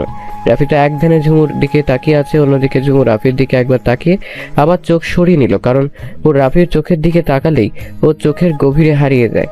আর রাফি একটা ট্রাউজার, একটা সাদা টি শার্ট পরেছে, চুলগুলো একদিকে জেল দিয়ে সেট করা, ওদিকে নীলা আর নীলাশ তর্ক নিয়ে বিজি। তোমরা বোঝো কম, চিল্লাও বেশি, কোনো কাজের না তোমরা, শুধু ঝগড়াই করতে পারো। আর দেখো আমরা ছেলেরা কত কিছু করতে পারি, কিন্তু তোমরা কি পারো বলো? অলসের ঢেকি একটা। ওই হ্যালো মিস্টার, আলসের ডেকে কাকে বলছেন? হ্যাঁ, আমাদেরকে? আমি আর ঝুমু যা যা করতে পারি তা শুনলে আপনার চোখ চড়ক গাছ হয়ে যাবে। তা তোমরা কি কি করতে পারো? নীলা, পাততে না এসব বই, চল ভেতরে যাই, ফালতু বকবক করে কোনো লাভ নেই। না নীলা, তুমি বলো। আমার কথা না হয় বাদে দিলাম, আমি যা কিছু শিখেছি সবকিছু ঝুমুর কাছ থেকেই শিখেছি। ঝুমুর বাইসাইকেল চালাতে পারে, ও বাইসাইকেল রেসিংয়ে অংশগ্রহণ করে এ পর্যন্ত 3টা ট্রফি জিতেছে। কার ড্রাইভিং করতে পারে, কম্পিউটার অপারেটিং করতে পারে, গ্রাফিক ডিজাইন পারে। আগে স্কুলের টপ ব্যাডমিন্টন খেলোয়াড় ছিল, এখন কলেজের সেরা সিঙ্গার আমাদের ঝুমুর। কলেজে যদি আগে কোনো ফাংশনের আয়োজন করা হয়, সবার আগে প্রিন্সিপাল স্যার ঝুমুকে ডাক দেয়। আর রান্না বান্নার কথা বাদে দিলাম, ওর হাতের বিরিয়ানি জাস্ট ওয়াও, আমি ওর থেকে শিখেছি। সবাই যেন নীলার কথাগুলো শুধু গিলছে, এতটাই অবাক হয়েছে যে মুখ থেকে কোনো কথা বের হচ্ছে না। অবশেষে ইয়াদ নীরবতা ভেঙে বলল, যা বলেছিস আমি তো পুরাই শখে আছি। ঝুমুরকে দেখতে তো বোঝাই যায় না ও এত কিছু পারে। সত্যি ঝুমুর, তুমি সবাইকে ছাড়িয়ে গিয়েছো, বাহ। সত্যি ঝুমু, তুমি এত কিছু পারো? I can believe that. আপনি বিশ্বাস করলেই বা কি আর না করলেই বা কি, সত্যি তো এটাই যে আমার বোনু সব কিছুতেই topper. I am proud of my sister. ওদিকে রাফিয়া নীলাশটা এখনো শোকের চরম পর্যায়ে আছে। এরকম কিছু শুনবে ওরা এটা আশা করেনি। এত কিছু একসাথে, হাউ ইজ পসিবল? না, আমি বলতে চাচ্ছি এত কিছু কোথা থেকে শিখলে ঝুমুর? আর এর পেছনে কি কোনো কারণ আছে? আসলে কেউ একজন বলেছিল যে আমার দ্বারা কোনো ভালো কাজ হবে না, আমি কোনো কাজের যোগ্য না, আমার দ্বারা শুধুমাত্র নাকি অকাজই হবে। সেই কথাই আছে না, ইচ্ছে থাকলেই উপায় হয়, তাই আমিও দেখিয়ে দিলাম। ঝুমুরের দিকে তাকিয়ে কথাগুলো বলায় ওর কাশি উঠে গেল। নীলাশ ওর পাশেই ছিল, তাই ও রাফির মাথায় আর পিঠে চাপড় দিতে লাগলো। তোর আবার কি হলো? Rafi, are you okay? আমি ঠিক আছি। রাফির এমন কাণ্ড দেখে ওদিকে ঝুমুরের পেট ফেটে হাসি আসছে। বেচারাকে বড় রকমের জব্দ করতে পেরেছে। এই রে, আমি তো একদমই ভুলে গেছিলাম যে বড় আম্মু তোমাদের সে কখন ডেকেছে, আর তোমরা কিনা এখানে দাঁড়িয়ে আছো। আচ্ছা তোরা যা, আমরা আসতেছি। যাবার সময় নীলাশের কাছে এসে কানের কাছে মুখ এনে বলল, এই যে আইটেম পিসাস ভাইয়ার ফ্রেন্ড, আমিও কিন্তু ঝুমুর মতো অনেক কিছু পারি। ঝুমুর ব্যাডমিন্টন চ্যাম্পিয়ন আর আমি বাস্কেটবল চ্যাম্পিয়ন। সো আমাকে নিয়ে উপহাস করবেন না, বেশি তেড়িবেড়ি করলে একদম বাস্কেটবলের মতো তুলে আছাড় মারবো। মাইন্ডেড। একথা বলে নীলা চলে গেল। অন্যদের সাথে আর নীলাশ বেচারা অসহায়ভাবে তাকিয়ে আছে নীলার যাওয়ার দিকে, আর মনে মনে ভাবছে, মাইরালা হাল্লা গো, খাল কেটে কুমির আনতেছি না তো, তুমি দেখো মানে রক্ষা করো আল্লাহ। তারপরে সবাই ভিতরে চলে গেল। মিলিকে পাত্রপক্ষের সামনে আনা হয়েছে। সবাই ভিন্ন রকমের কথা বলছে। ওরা সবাই এক এক জায়গায় গিয়ে দাঁড়ালো, কারণ বড়রা পুরো জায়গা জুড়ে বসে আছে। ঝুমুর এক কোণে গিয়ে দাঁড়িয়েছে। নীলাকে ওর আম্মু এসে ডেকে নিয়ে গেছে। বাকিরা সবাই সামনাসামনি দাঁড়িয়েছে। লারা মেয়েটা এমনিতে একটু গায়ে পড়া মেয়ে, সেই তখন থেকে রাফির সাথে গায়ে পড়ে কথা বলছে, একটু বেশি ঘেঁষাঘেঁষি আর হাসাহাসি করছে। দূর থেকে সবকিছু ঝুমুর দেখছে। ওর বুকে ফেটে কান্না আসছে এসব দেখে, কিন্তু কান্না করতে পারছে না। তবু ঝুমুরের চোখ বেয়ে 2 ফোঁটা পানি গড়িয়ে পড়লো। সেটা ঝুমুর 2 হাত দিয়ে মুছে নিল। ওর একটু খেয়াল নেই যে রাফি ওর পিছনে দাঁড়িয়ে আছে। আসলে রাফি সেখান থেকে খেয়াল করেছিল যে ঝুমু মন ভার করে দাঁড়িয়ে আছে। ও সেখানে আর না থেকে ঝুমুর পিছনে এসে দাঁড়ালো, আর এসে দেখলো যে ঝুমু চোখ মুছতে হাত দিয়ে। কোনো কিছু না বলে ঝুমুর এর কোমরে 2 হাত দিয়ে ঝটকা টান দিয়ে নিজের সাথে মিশিয়ে নিল। ঝুমুরের পিঠ রাফির বুকে গিয়ে লাগলো। রাফি একদম শক্ত করে জড়িয়ে তুললো পেছন থেকে ঝুমুরকে। ঝুমুর তো এমন কাণ্ডে অনেক ভয় পেয়ে গেল। সে চিৎকার করতে গেলে রাফি ওর হাতের আঙুল দিয়ে ঝুমুর ঠোঁটো স্লাইড করে বলল, হুশ, চিৎকার করিস না। আমি ছাড়ো, কি করছো? কেউ দেখে ফেলবে তো। চুপ, একদম চুপ, কোনো কথা না। কেউ কি দেখবে আবার? তোমার মুখ বন্ধ করে রাখো শুধু, দুষ্টু বালিকা। ধমকে কাজ হয়েছে। ঝুমুর একদম চুপ, এমনকি মোচড়ামোচড়িও করছে না। সে অনুভব করতে লাগলো রাফির স্পর্শগুলা। ড্রয়িং রুমে এক কোণে বড় একটা ফুলদানি রাখা, সে ফুলদানির পিছনে পর্দার আড়ালে রাফি আর ঝুমুর দাঁড়িয়ে আছে। সেখান থেকে সবাইকে দেখা যায়, কিন্তু কেউ ভালো করে না লক্ষ্য করে তাহলে বুঝতেই পারবে না কেউ যে ওরা ওখানে কি করছে। আর কেউ খেয়াল করছে না এদিকে, সবাই ওদিকটা নিয়ে বিজি। ওদিকে নীলাকে ওর আম্মু রুমে নিয়ে গিয়ে জোর করে শাড়ি পরিয়ে মিরাজের পরিবারের সামনে নিয়ে গেল। বেচারি অনেকবার প্রশ্ন করলো, কিন্তু কোনো উত্তর সে পেল না। তার আম্মু তাকে নীলাশের পরিবারের সামনে নিয়ে দাঁড় করিয়ে, এই যে ভাবি, নীলাকে নিয়ে আসছি। নীলাশ তার বাবার পাশে বসে অন্যদিক লক্ষ্য করছিল। তখন রাফির আম্মুর কথা শব্দ শুনে সামনে তাকালো। সামনে তাকাতেই তো জমে গেল, কারণ নীলাকে নীল শাড়িতে অপূর্ব লাগছে। চুলগুলো হাফ খোপা করা, 2 হাতে 2টো চুড়ি, মাথায় ঘোমটা টানা, একদম বউ লাগছে ওকে। নীলাশের মা বসা থেকে উঠে নীলার পাশে গিয়ে ওর থুতনি ধরে মাথা উপরে তোলে। মাশাআল্লাহ, আমার নীলামাকে তো আজকে অনেক সুন্দর লাগছে। এরকম একটা হুড়পড়িং আমি আমার ছেলের জন্য চেয়েছিলাম।